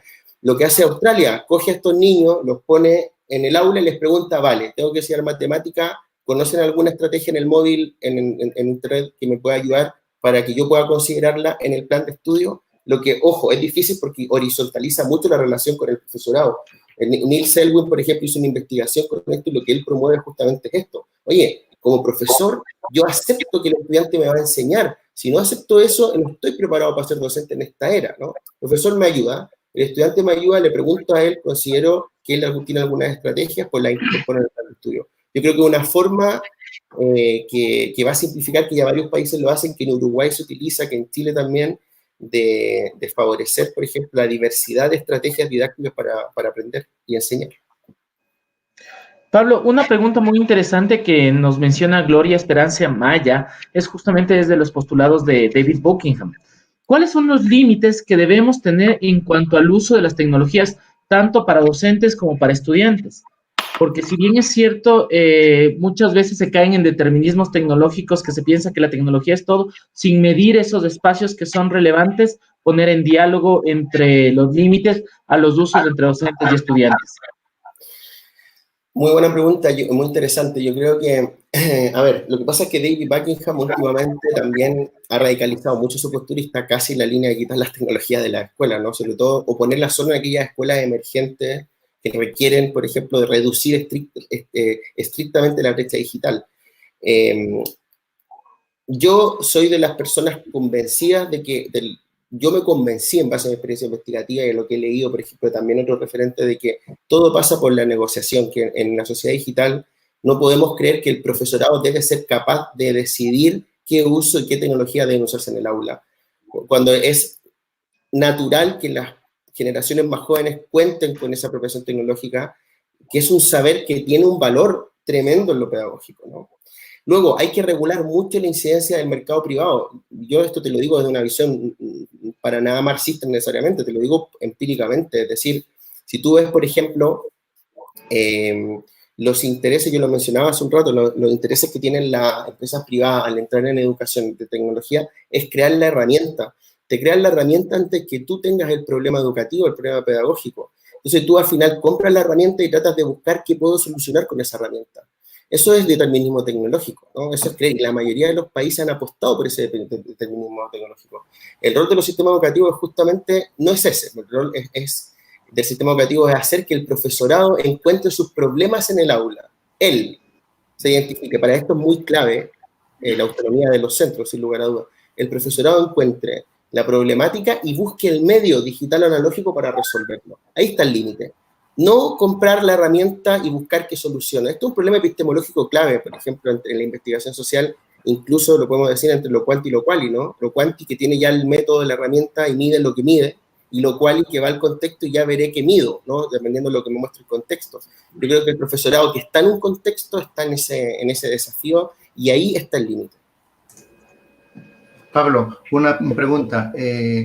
En la literatura científica hay muchas publicaciones que hablan que la incorporación de la tecnología dentro de Latinoamérica siempre ha empezado por la infraestructura tecnológica, y pues esta infraestructura genera números para cuestiones políticas, y ya con esos números supuestamente se hace pensar a la población que ya están en proceso de innovación, cuando en realidad ya lo hemos mencionado múltiples veces que la tecnología por tecnología realmente no es innovación.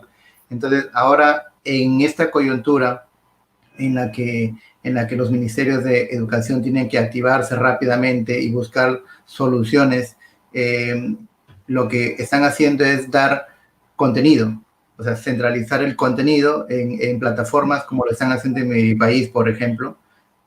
A través del ministerio han creado una página que se llama Aprende en Casa, y solamente hay accesos a contenidos y a procesos y a cursos que los dicta una plataforma que está sobrecargada tecnológicamente.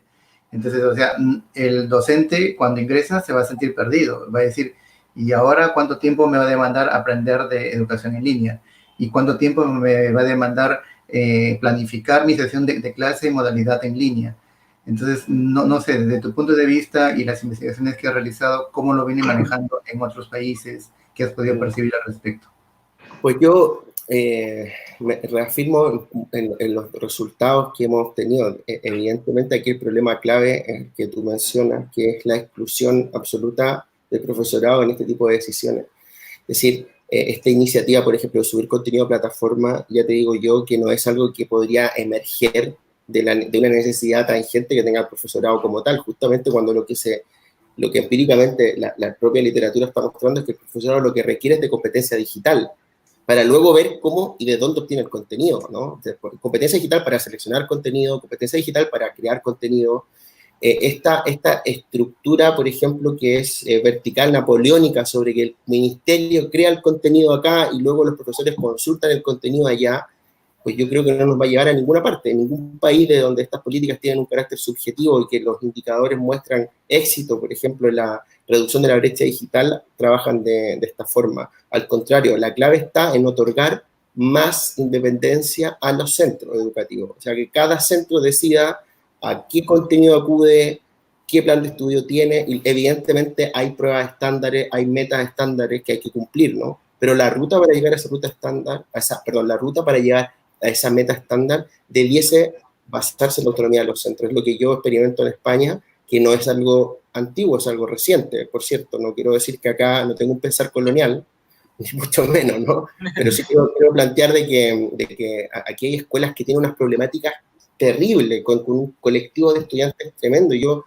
me ha tocado ahora trabajar en una particular donde el 80% de la población es migrante, el resto es gitana, hay problemas graves de convivencia, y los profesores negociaron con alguna de las familias con las que se puede negociar, y con el estudiantado, ¿qué podemos hacer para sacar esto adelante, ¿no? Y alguna de estas estrategias fueron las tecnologías digitales. Fíjate si se hubiesen basado en los contenidos que sube el ministerio. O sea, el ministerio acá, la red Extec sube contenido, pero ya verás tú si la ocupa o no. Eso ya te lo digo yo que no nos va a llevar en una parte. Creo que es un poco, y de hecho te voy a decir una cosa empírica, es decir, no una cosa que suena panfleto. Pero yo estoy de acuerdo con lo que tú mencionas. Creo que los gobiernos justifican en gran medida la inversión a partir de crear ciertas iniciativas que queden como registro de evidencia, ¿no? Pero si tú midieras después el impacto de estos registros de evidencia es nulo. Todas esas políticas se han acabado. Yo recomiendo a la gente, sin tener ningún contrato ni convenio con el Plan Ceibal, simplemente mi experiencia investigativa, seguir con mucha atención lo que ha hecho este país al respecto, con un PIB de los más bajos de Latinoamérica, lo que ha hecho, ¿no? Incluso salir de la escuela. Fíjate que Plan Ibirapitá, que también es del Plan Ceibal, es una iniciativa que está enfocada en la competencia digital de la tercera edad. O sea, ya sales de la escuela. Es que la clave está ahí también, ¿no? Que el profesorado aprende y enseña dentro y fuera de la escuela. El estudiante aprende dentro y fuera de la escuela. Pero yo también creo que esto tampoco se puede estandarizar y decir abiertamente esto debe ser así, punto. Yo creo que cada centro requiere de su autonomía, cada centro requiere de la elección de su liderazgo, de la elección de su director. Chile tiene un sistema en ese sentido, con el perdón de mis compatriotas, pero pésimo, ¿no? Porque no conozco la realidad de todos los otros países, pero en Chile el director de las escuelas públicas se elige a través de un concurso público y se eligen directores y directoras que no necesariamente tienen un compromiso con los centros, ni una identificación con el centro, no tienen ningún engagement. Lo que tienen es un rol fáctico funcional acorde a cumplir las metas del ministerio. Y evidentemente no hay transformación social desde ahí, que debe ser la clave de nuestros países, de la escuela de nuestros países. El rol de la escuela de nuestros países es la transformación social. Si no hacemos esto, estamos perpetuando el status quo y vamos a quedar en la parte que no nos gusta observar de la inequidad social, que es donde hemos estado siempre. La inequidad social del mundo, creo decir. Pablo, una pregunta más. Seguramente que los profesores que están ahorita participando frente a esa sugerencia que nos haces, entonces tú recomiendas que la capacitación al profesorado se diversifique o se descentralice del ministerio, de tal manera que ya haya un sistema de formación que haga que el docente sea autónomo claro, bajo ciertas normas también, ¿no? Porque si no hay normas, pues cada uno hace lo que quiere. Bajo un sistema de políticas. Perdón. ¿Sí? ¿Tú consideras que debería ser eso? A ver, yo estoy absolutamente convencido de eso. Creo que muy pocos países con éxito en reducción de brecha digital, con éxito de apropiación tecnológica, tú vas a encontrar que el Estado se organice en identificar top-down las necesidades de formación de un docente. Es una absoluta locura esto. Tenía algún sentido cuando la tecnología educativa entraba. Tú ves textos, por ejemplo, incluso de clásicos de la tecnología educativa en Iberoamérica, ¿no? Como el mismo Jordi Adel, el antiguo Bartolomé, que te resaltaban esto. Hoy en día se quieren matar. Es decir, esto es una locura, y no solamente en el contexto iberoamericano. Mira el Terry Anderson, por ejemplo, cuando hablaba de e-learning antes que nadie.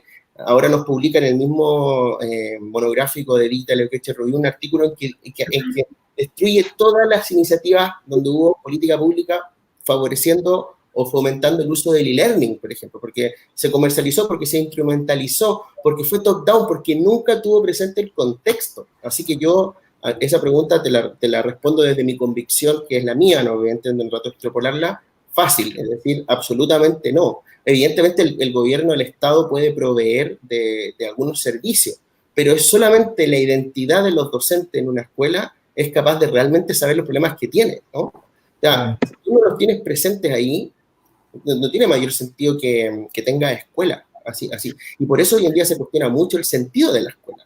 Es decir, una escuela de la reconstrucción social, como pasa en las sociedades posguerra, uno entiende que tengan una inercia de estandarización, que todas hagan lo mismo para crear una sociedad más o menos igual donde haya conflictividad.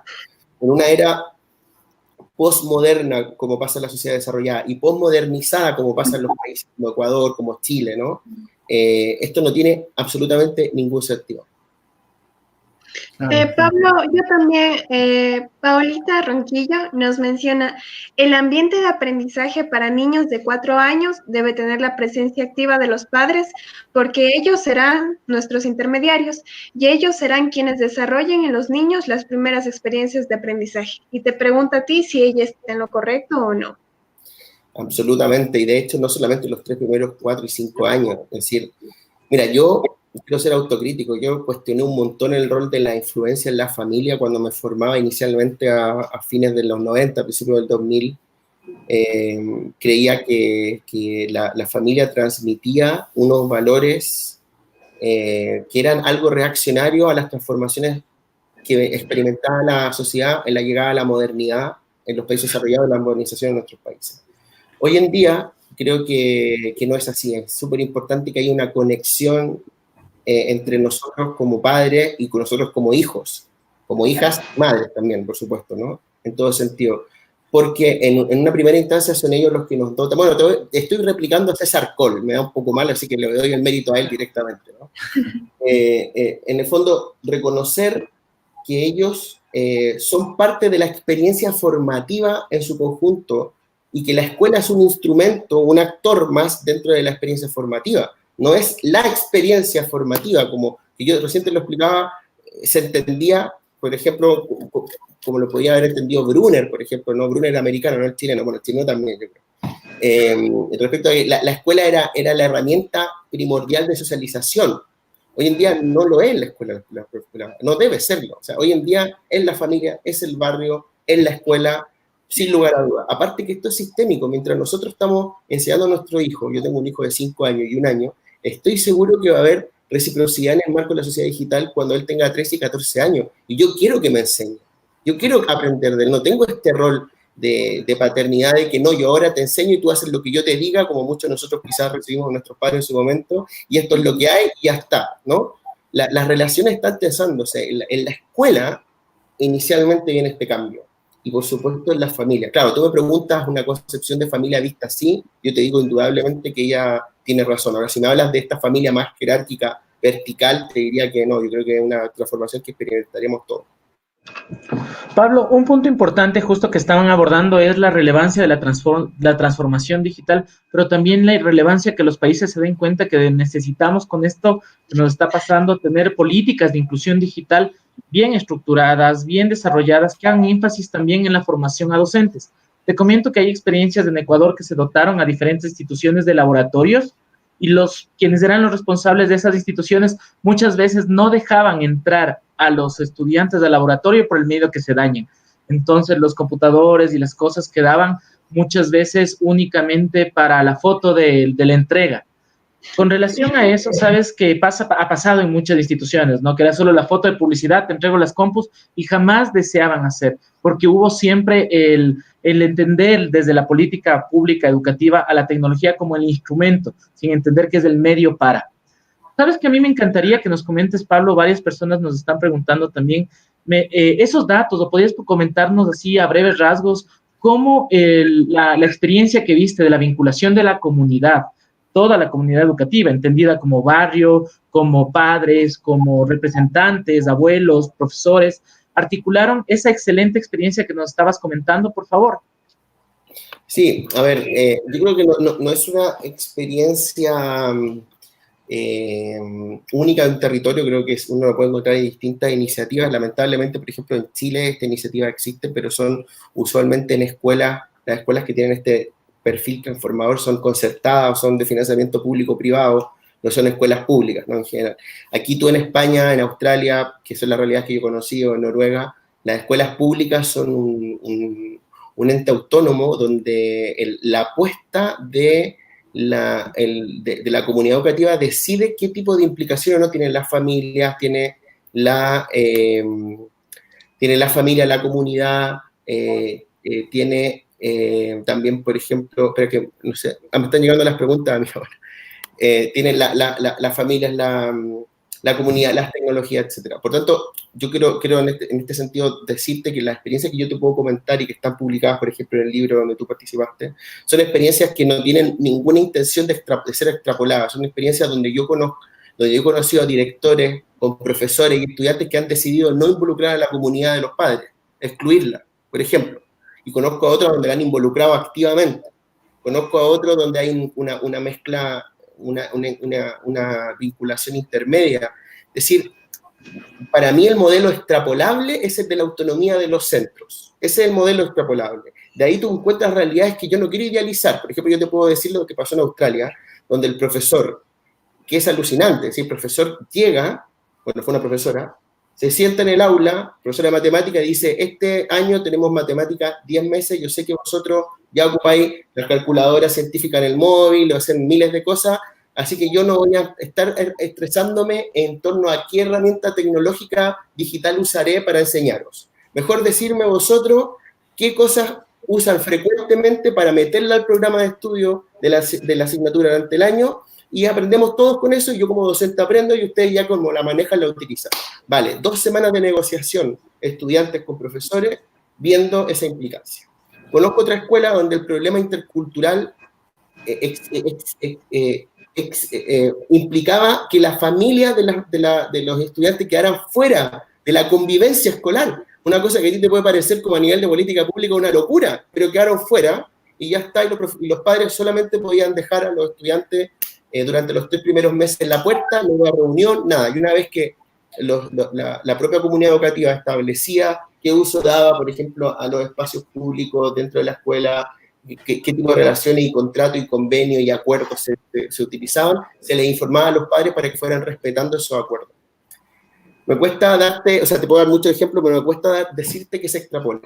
Yo la verdad que he tenido la suerte de conocer mucha experiencia maravillosa, preciosa, pero que siempre han tenido un valor, un elemento común extrapolable, que es la autonomía de los centros. Esta es la clave para mí. O sea, y las que he conocido que no, donde la acción docente es compulsiva, repetitiva, justamente yo creo que la mayor explicación es porque no son autónomas. Es porque obedecen al top-down, ¿no? Obedecen a la política, lo que quita absolutamente la magia de la acción docente. Sin lugar a dudas. Es un punto clave también. Varias personas nos mencionan que esto que nos pasó es de entender que la escuela está más allá de las 4 paredes. Entender que la escuela trasciende esa institución cuadrada que, pese a muchas ideas, que hoy hablamos de destreza, luego de competencias, luego de todo eso, trasciende esos espacios. Justamente, alguien que yo admiro mucho también del trabajo que tú puedes ver es Cristóbal Cobo y el profesor John Moravec. Ellos tienen un libro excelente que es justamente el de aprendizajes invisibles, donde se van enunciando estos otros espacios informales que nos permiten ir haciendo, que es lo que estamos haciendo ahora en la educación, en Edu versus COVID, viendo cómo nosotros podemos desarrollar eso. ¿Podrías hablarnos unos minutos así en cuento corto el tema de comentarnos esto de los aprendizajes informales y su relevancia? Sí, no, sin lugar a dudas. Además, te diría que, a ver, Cristóbal lo que hizo fue darnos una herramienta conceptual súper útil para definir un problema que es decimonónico también, que hemos detectado quienes llevamos un tiempo investigando, pero que detectaron ya nuestros referentes y nuestras referentes hace años, ¿no? Juana María Sancho, por ejemplo, lleva, sin decirle aprendizaje invisible, lleva detectando todo lo que se pierde en conocimiento, en creatividad, solamente replicando el manual del sistema educativo décadas, ¿no? Esto es evidente. Yo creo que la estrategia que ha permitido, esto siempre va a pasar igual, Diego, es decir, evidentemente va a haber mucha creatividad, mucho conocimiento que se va a perder en la medida que hayan herramientas estándares, porque las herramientas estándares están hechas para que justamente haya una masa, no un colectivo. Es decir, no olvidemos que en la propia definición o la diferencia que hace Foucault sobre los sujetos y los individuos, los sujetos asujetados forman masa y los individuos en su conjunto forman un colectivo. La diferencia entre la masa y el colectivo es que en el colectivo cada integrante sabe por qué está ahí, se siente parte de ahí, es una comunidad, en la comunidad es un colectivo, ¿no? La masa, en cambio, son un conjunto de sujetos asujetados a esa realidad. El sistema educativo en la modernidad lo que ha hecho, y sobre todo con el capitalismo educativo. No quiero entrar en el debate político ideológico, quiero hablar sobre de la forma en que la inercia del sistema educativo top-down ha hecho es transformarnos a las personas que somos parte del contexto educativo, como profesor, profesora, estudiante, familia, sujetos complemento de una meta top-down. Las experiencias que yo he visto, ese aprendizaje invisible, esa identificación con la experiencia educativa se da cuando volvemos a transformar a la escuela en una comunidad llena de individuos conscientes de su rol. Y es así cuando nosotros defendemos nuestro propio espacio de enseñanza, espacio educativo. Afortunadamente hay países, y te diría como en este caso pasa con España, que apuestan, pero también con Uruguay, por supuesto, que apuestan a que los centros tengan la autonomía y puedan ayudarnos a reducir creatividad perdida, aprendizaje invisible. Es una muy buena manera, es una estrategia que nuestro amigo Cristóbal Cobo también promueve, ¿no? Si tú hablas, por ejemplo, con él del tipo de escuela que él se imagina, no podría pensar en nada que no fuera una escuela autónoma, sin lugar a dudas. O sea, todo lo demás es apretar y apretar la tuerca hasta que no se pueda apretar hasta que te revientes, porque ya sabemos, ya es predecible, ya sabemos para dónde va esto, ¿no? Y la consecuencia mayor de esto es la influencia que tiene PISA, por ejemplo, en todo nuestro sistema educativo. Y no digo que no la tenga, porque es una forma de medir, evidentemente, que hay índices de desarrollo bajos que están aumentando, pero no puede ser que la estrategia de cumplir con PISA pasa por la pérdida de la autonomía de los centros. Entonces, desde ese punto de vista, perder la creatividad es lo peor que podemos hacer perder la posibilidad de que el estudiante cree, piense en la escuela es lo peor que podemos hacer para que la escuela siga teniendo legitimidad en el mundo de la sociedad de la información. El estudiante requiere sentirse parte de la propia experiencia educativa, si no, se desconecta, no hay engagement y no cree en la escuela. Pierde sentido su existencia. Oye, yo invito a todos los profesores a que, sobre todo, entiendo que para primaria e infantil esto es más difícil, pero sobre todo en lo de secundaria y los últimos años de primaria, que sobre todo trabajen con el estudiantado para hacerlo parte de su experiencia educativa, porque no hay otra forma de crear compromiso, identidad y otorgarle valor a tu experiencia educativa. Si no trabajamos otorgándole valor a la experiencia educativa, dándole importancia, por ejemplo, al saber, a la creatividad, y no solamente eligiendo los mejores en base a las notas, vamos a tener una masa de estudiantes en el mundo que no va a creer en el sistema educativo. Ya lo estamos viviendo, por cierto. Si tú ves, por ejemplo, el mismo Mariano Fernández Enguita, acá en España, en una posición que no representa un latinoamericano, pero en algunas escuelas POMO cuestiona que ya pase la escuela no tiene sentido. Obviamente él no considera que nosotros los latinoamericanos en nuestra escuela cumplen un rol de socialización de la comunidad, por supuesto, eso no estoy diciendo que se extrapole, pero él también lo plantea con una visión crítica, es decir, ¿qué sentido tiene que más allá de que sean guarderías para niños mientras los padres trabajan? Él por eso ha creado esta iniciativa de la escuela multiuso, la escuela dinámica, no sé si la han visto, ¿no? Que creó una escuela propia en la Universidad Complutense, donde no hay aulas, hay solo espacios de creación de conocimiento, donde el estudiantado, por ejemplo, el colegio no tiene necesidad de tener un laboratorio, porque si tiene que aprender ciencia, va a la universidad que tiene un laboratorio bien hecho y lo conecta con la comunidad. Es decir, un poco en esa lógica, ¿no? Conectar a la escuela con dos cosas, la identidad de sus actores y con el barrio y el entorno en el que se sitúa. Sin ese tipo de esfuerzos, perdemos creatividad, va a haber mucho conocimiento invisibilizado y sobre todo vamos a perder mucho compromiso, empatía y creencia del estudiantado y las futuras generaciones en el sistema educativo. Totalmente, aquí recomendarles a quienes están participando que esto es solo la punta del iceberg, que ustedes les invitamos a leer, por ejemplo, a compañeros con los cuales ha trabajado el Pablo, como por ejemplo... Bueno, puse de hecho en el PowerPoint al final una bibliografía para que puedan acceder directamente con el link a todos los artículos. Perfecto, eso lo vamos a tener. Está Carlos Alberto Escolari, está Alejandro Pisitelli, María Caso. Hay una serie de autores que esto no es nuevo, esto ya ellos vienen proponiendo desde hace mucho tiempo y es un buen momento para poder leerlos. Tómense el tiempo y aprovechar. Gerardo o Anabel. Yo quería dar También mi aporte desde lo que decía Pablo, es verdad, hemos hablado mucho desde la parte del docente, pero también hablemos desde la parte del estudiante. Yo tuve la oportunidad de una vez hablar con una docente y me dijo que les había mandado un deber con Excel y PowerPoint y los chicos no podían trabajar con esto. Estamos hablando de chicos de secundaria, de primero, segundo de bachillerato aquí en Ecuador. Entonces, estos chicos no podían trabajar con esto y se supone que estamos en la era digital y que los chicos pasan la mayor parte del tiempo en Internet. Entonces se le hizo súper raro. Entonces, ¿cómo los estudiantes se vuelven, como dice Pablo, actores y que estén dentro de la educación mismo, que ellos también se autoeduquen y cómo motivar a estos chicos para que haya una mejor educación y haya una nueva innovación desde la tecnología? Bueno, yo estoy totalmente de acuerdo contigo. O sea, creo que lo que has dicho es para mí un dogma, así te lo digo.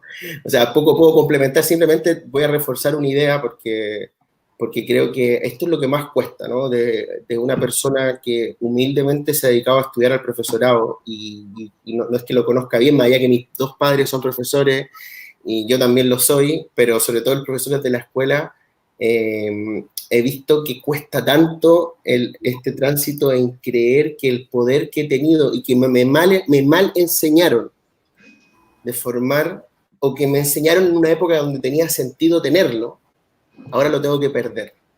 No hay que verlo así, no es que perdí poder, ¿no? Sino que estamos en una era donde es importante para que el sistema educativo funcione y sea sostenible, que el estudiante tenga engagement, tenga compromiso con la experiencia del sistema educativo. Y eso solo va a lograr si lo transforman en un protagonista, pero no de palabra.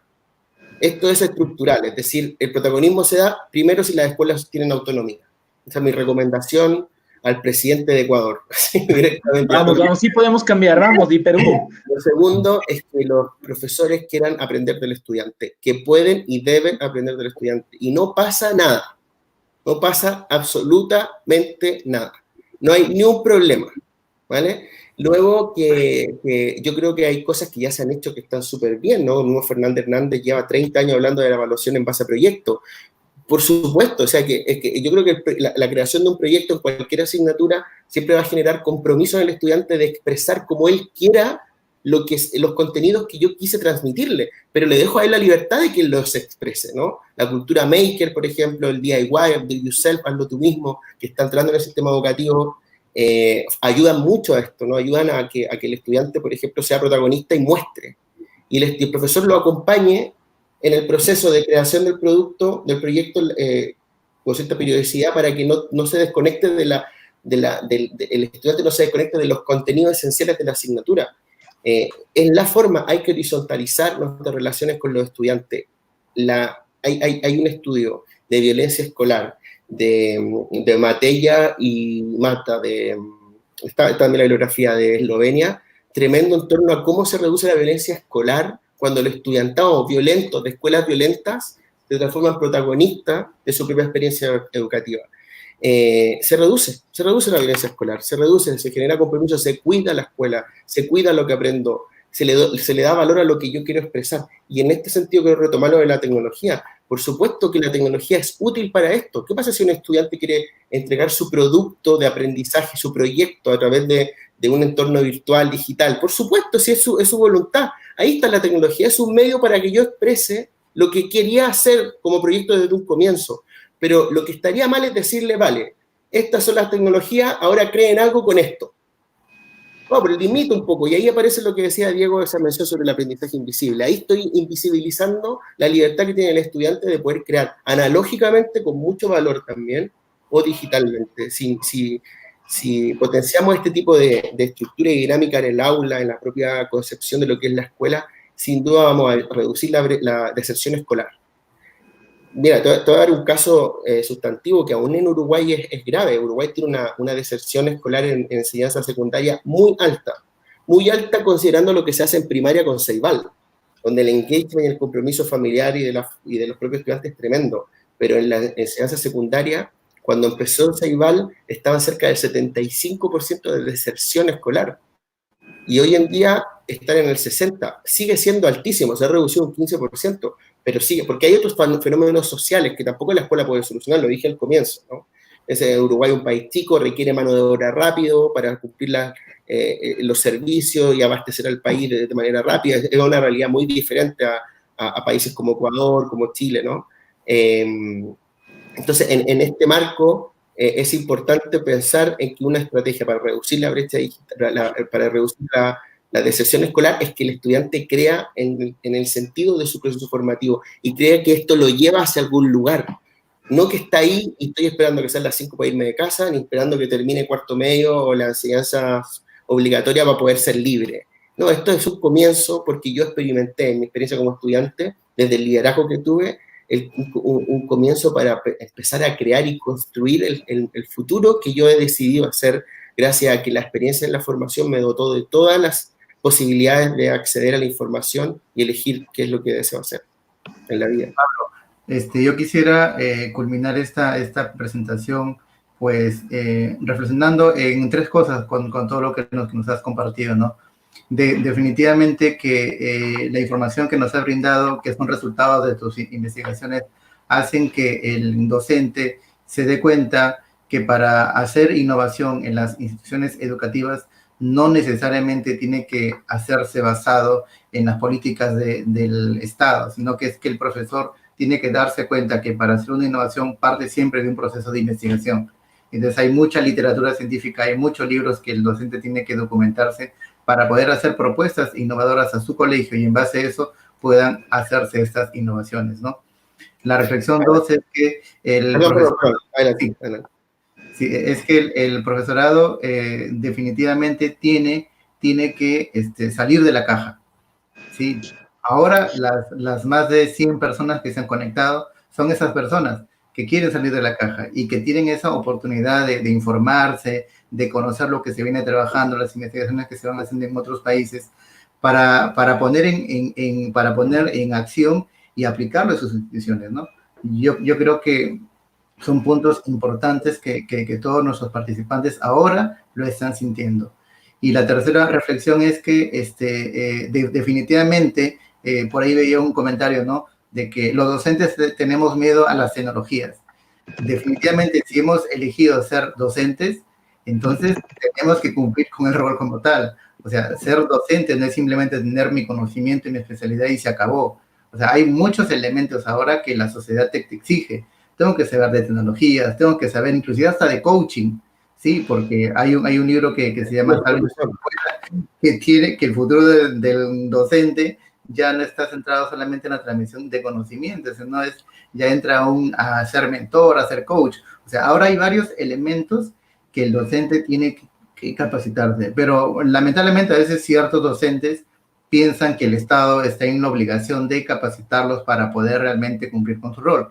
Cuando eso, nosotros que estamos muy metidos en la academia, no es así. Si hemos resaltado es porque nos hemos metido a investigar, nos hemos metido a hacer cosas, ¿no? Creo que esa es la reflexión que el docente tiene que llevarse, ¿no? Que salgamos de la caja, que tomemos acción.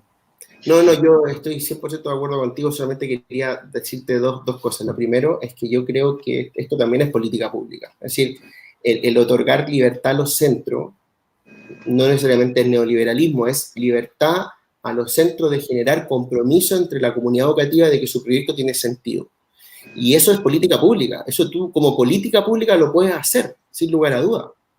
Otra cosa que yo quiero recomendar a todos los docentes que nos ven, y siempre lo trato de hacer, y creo que también voy a sentir, espero, la empatía de ustedes 3, como académicos, es que dejen entrar a la universidad, a la escuela.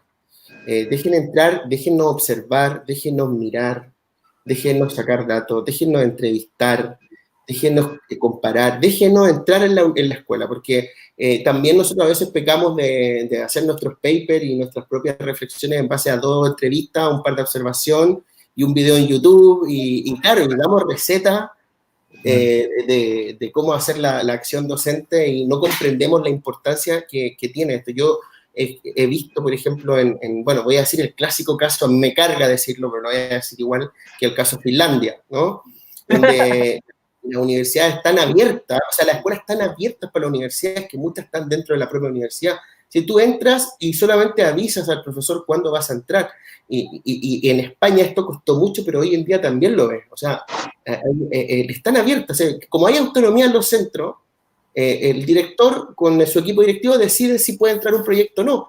Como tú haces siempre devolución de lo que observa y das una opinión de lo que viste que puede ser constructiva, las universidades te dejan entrar. En nuestros países es tan difícil entrar a la escuela, es súper difícil, ¿no? Hacer un trabajo prolongado en una escuela, en innovación, en un grupo, siempre que los directores te eligen al grupo de estudiantes mejores para que vean que todo funciona. Eso no tiene ningún sentido porque no podemos generar mejora, vamos a seguir desconectados de la realidad. Y yo eso, la verdad es que debo ser agradecido de que mi campo de trabajo se dé en un contexto como el español tan diverso, con tanta pobreza también. Ya le dije, hay escuelas con muchas problemáticas sociales. Yo no busco idealizar para nada la situación de España en ese sentido, pero donde los directores tú les dices, ¿sabes qué? Queremos observar las relaciones multiculturales, el uso de tecnología, está adelante, hagan lo que quieran, observen, pero el feedback. Eso sí, queremos feedback y ya está. Entonces, reforzar dos cosas. Uno, que las políticas públicas traten de favorecer la autonomía de los centros, que haya metas estándares, ni un problema, cumplimiento de objetivos estandarizados, pero que dejen a los centros hacer lo que, si conocen los centros los profesores, llevan ahí años, saben lo que es mejor para ellos, saben lo que es mejor. Traer al director de afuera hacia un centro, pues lo lamento, pero es imposible que genere engagement, no sé, que sea un profesor tipo Patch Adams, ¿no? Un tío así como profesor ultra motivador, etcétera, un docente que pueda haber, pero claro, no vamos a hacer depender el éxito de la vocación de que aparezca siempre este tipo de personajes, ¿no? Entonces yo, autonomía en los centros, para complementar lo que dijiste, que estoy de acuerdo 100% contigo, autonomía en los centros desde la política pública, política pública. Y segundo, animar a los centros que dejen entrar a la investigación a la universidad. Y también que exploren otras estrategias que existen, que son muy útiles, donde el profesorado tiene un valor investigativo clave.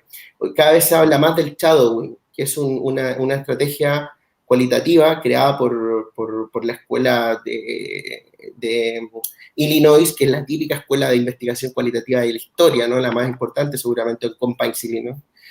Champaign Compass, ¿no? Que es una propuesta que busca dotar, en Chile tenemos una referente en este campo, que es la Carla Fardela, que nos ha enseñado mucho en España también a cómo hacerlo, que es dotar de competencias investigativas al docente, es decir, por eso se llama shadowing, es decir, que el docente, además de hacer la clase, su sombra observa y hace mejor etnografía que nadie. Mira, nunca lo hemos pensado, pero os dais cuenta que el profesor del aula en una escuela puede ser el mejor etnógrafo escolar que puede existir, porque conoce la realidad. Simplemente hay que dotarlo de competencias de observación del campo. Y luego, que nuestra nueva experiencia investigativa se dote de esa observación del docente, y ni hablar de las políticas públicas, que es lo que he dicho todo el rato. Es decir, no puede ser que una política pública no considere la voz del docente. Una política pública que no considere al docente estructuralmente, no que lo llamen a hacer un focus group, ¿no? Como siempre pasa, sino estructuralmente, es una política pública empíricamente comprobado que lleva al fracaso. Aquí no hay panfleterismo, nada. Todas han fracasado, excluyendo al profesorado. Desde razones sindicales, porque el profesorado sindicalmente, por ejemplo, en España, no apoyó en la escuela 2.0 porque dotaron de tecnología. ¿Y qué pasa con el profesorado? Los países que tienen una base, una historia sindical fuerte como España, no es llegar y pasarte por encima del sindicato. O sea, el sindicato votó la política, por ejemplo. ¿Por qué? Porque no se consideró al profesorado, porque de un día para otro le dijeron que ya no existía más el libro de texto, era todo digital, y el profesorado mayor dijo, oye, a mí ¿quién me enseñó a hacer estas cosas, no? Para afuera. Y el sindicato lo tira para abajo, entre otros motivos, pero fue uno de esos. Así que yo, desde ese punto de vista te digo, desde razones sindicales como esta, hasta razones, por ejemplo, como el propio fracaso al uso exitoso de tecnologías digitales que no fueron creadas por ellos, o por los estudiantes, que fueron creados por laboratorios para sacar rentabilidad, no tiene ningún sentido.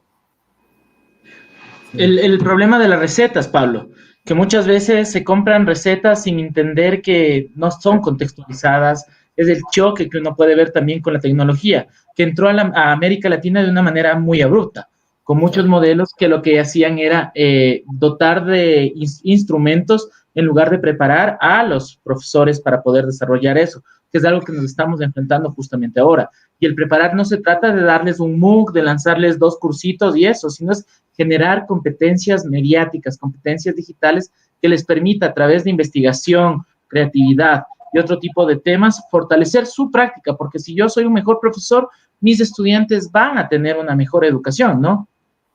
O sea, nunca mejor dicho, de hecho, te digo, o sea, el profesorado es activista cuando es un actor capaz de construir y crear, no cuando es capaz de reproducir. Yo entiendo que hay sociedades donde, y momentos de nuestra era donde esto fue necesario. La escuela tenía que homogeneizar los estilos de vida, las ambiciones, los objetivos de sobrevivencia, porque estaban destruidas. Pero hoy en día las sociedades se están estancando en reproducir un sistema que tuvo un sentido en un momento determinado, pero hoy en día no. Las sociedades requieren evolucionar y para eso, en vez de tener 4 cabezas pensantes, puedes tener millones y millones y millones de cabezas pensantes en la escuela. Profesores, profesorado y estudiantado, juntos creando, negociando, dialogando. Entiendo que esto puede parecer palabrería en la medida que no haya una política pública que favorezca que los centros hagan eso. Pero mi mensaje para los profesores que nos están viendo y en realidad para quien quiera también tenerlo.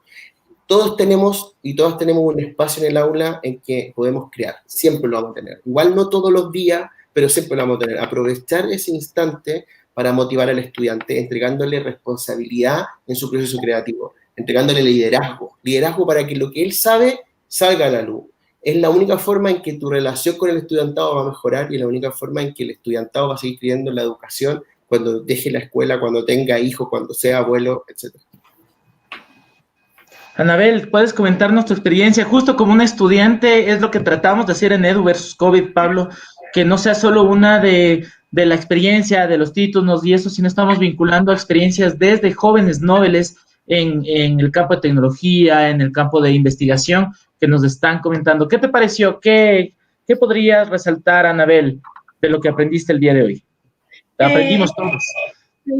Es súper interesante todo esto, pues uno aprende en el hoy, en el ahora, cuál es el rol del docente, cuál es el rol del estudiante y cómo cambiar esta forma de ver la educación, porque antes el centro era solamente el docente, pero ahora yo sé que puedo aprender de mi profesor y también mi profesor sabe que aprende de mí también. Entonces, hablo, por ejemplo, desde mi perspectiva, que yo hago prácticas preprofesionales dentro de mi carrera y cuando llegas a un aula y no encuentras un problema, como que te chocas. Entonces sí es muy bueno lo que dice Pablo de que nos abran estas oportunidades de ver qué está pasando en las escuelas, qué podemos mejorar, qué se puede investigar y cómo innovar toda la educación. Entonces, como dije, el saber cuál es el rol ahora de cada uno de los actores dentro de la educación es fundamental y hoy me ha parecido muy fructífero aprender tanto sobre esto.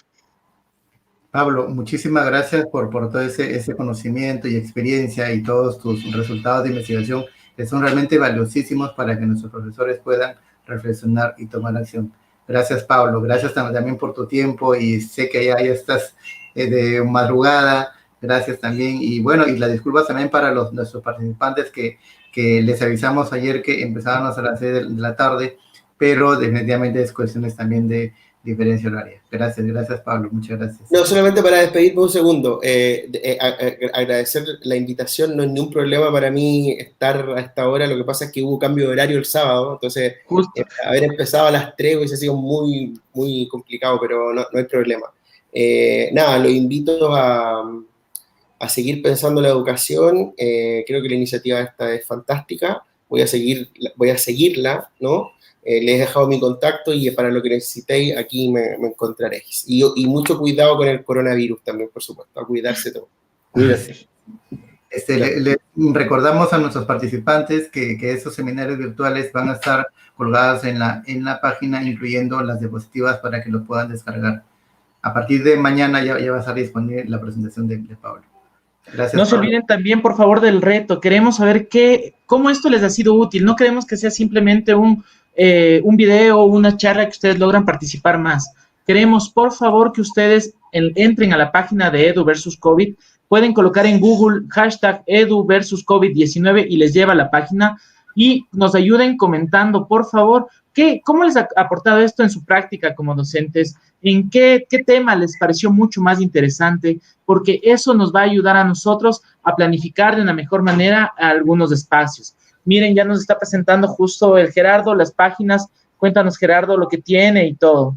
Sí, cuando ingresen a cada una de las ponencias, ustedes van a ver, bueno, la presentación del ponente, sus datos informativos, datos de contacto, si los hubiera, el video, la transmisión en vivo grabada, y aquí el botón para que puedan descargar las diapositivas. Y lo más importante y lo que nos ayudaría muchísimo a nosotros para seguir mejorando es la interacción con ustedes. Por eso es que acá hay una cajita para que dejen su comentario.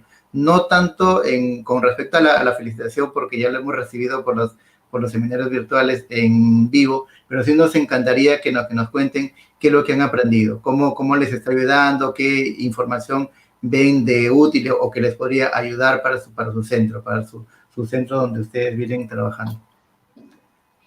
Bien, para el día de mañana contamos ya con la presencia de Diego Apolo, quien nos va a dar un seminario virtual titulado Las 4C en la educación en línea.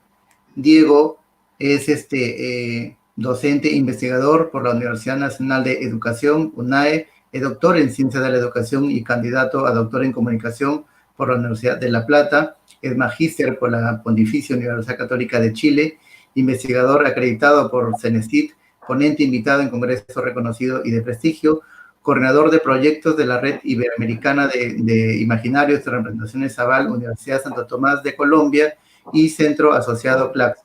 Ha participado en diferentes espacios nacionales e internacionales de investigación, innovación y desarrollo. Ha realizado más de 30 publicaciones académicas, además también de ser revisor invitado en libros de universidades nacionales e internacionales y revistas académicas en Scopus y Latindex. Diego, no sé si nos puedes comentar brevemente sobre lo que trata tu tema para el día de mañana a las 8 de la noche. Bueno, chicos, un gusto saludarles ahorita. Es simplemente para hacer un poco cuento corto el tema que vamos a trabajar el día de mañana. Son las 4C para educación en línea. Hemos tenido debates, hemos tenido algunos aportes también prácticos y cosas que nos van a ayudar al desarrollo del trabajo. Pero ¿qué es lo que suele pasar en muchas ocasiones?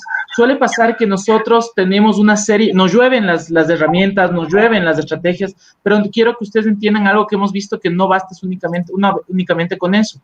Me he podido dar cuenta, por ejemplo, que hay muchos profes les hicieron trabajar con una plataforma que se llama Zoom y les dicen trabaja con Zoom. Entonces, con cuestiones tan simples como ordenar la gestión de tu aula, la gestión de la videoconferencia, les va a ser súper útil. Por ejemplo, lo que suelen tener es que entran a la sesión y todo el mundo está hablando. Simplemente con algunos consejos de cómo gestionar estos procesos de educación en línea les van a ayudar. También otro de los conflictos que he podido dialogar con varios compañeros docentes en Ecuador tiene que ver con que empezaron a mandar tareas como loco. ¿Y cuál era la tarea?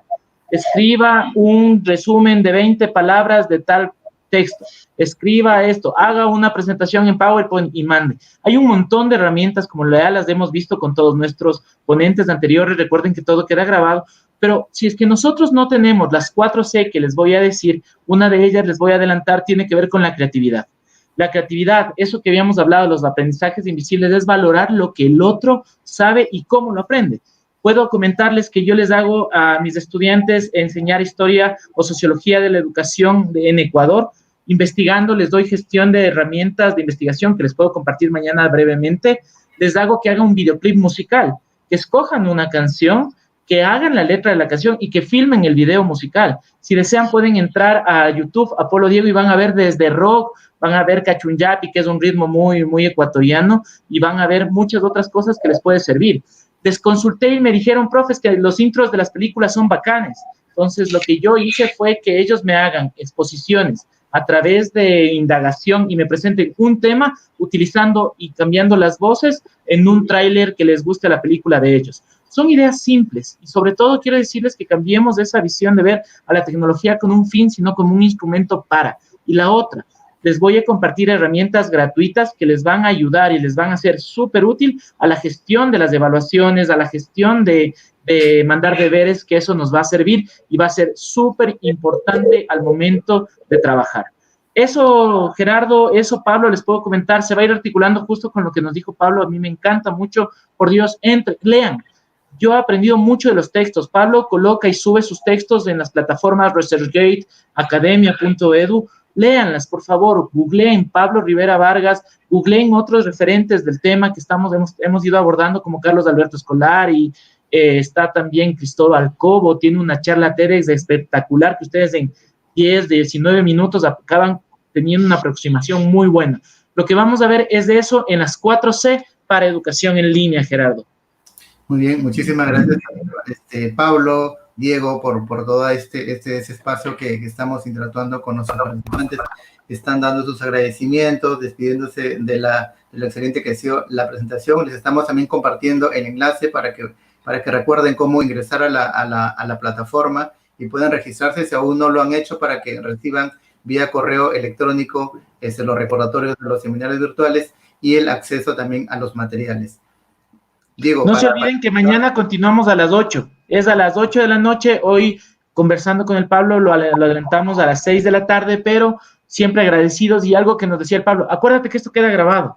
No es para una vez, es para que ustedes lo tengan y lo usen en sus propias clases o en donde lo consideren. Eso, chicos. Ok, algo para terminar es que cuando ingresen a la página, por favor, no se olviden de dejar sus comentarios indicándonos qué temas quisieran que se traten para la siguiente ronda de seminarios virtuales, ¿ok? Es muy importante para nosotros que nos dejen esa información. Gracias, entonces, y nos estamos viendo. Buenos días, Pablo. Ahora sí, literal. Buenos días. Chao, gracias.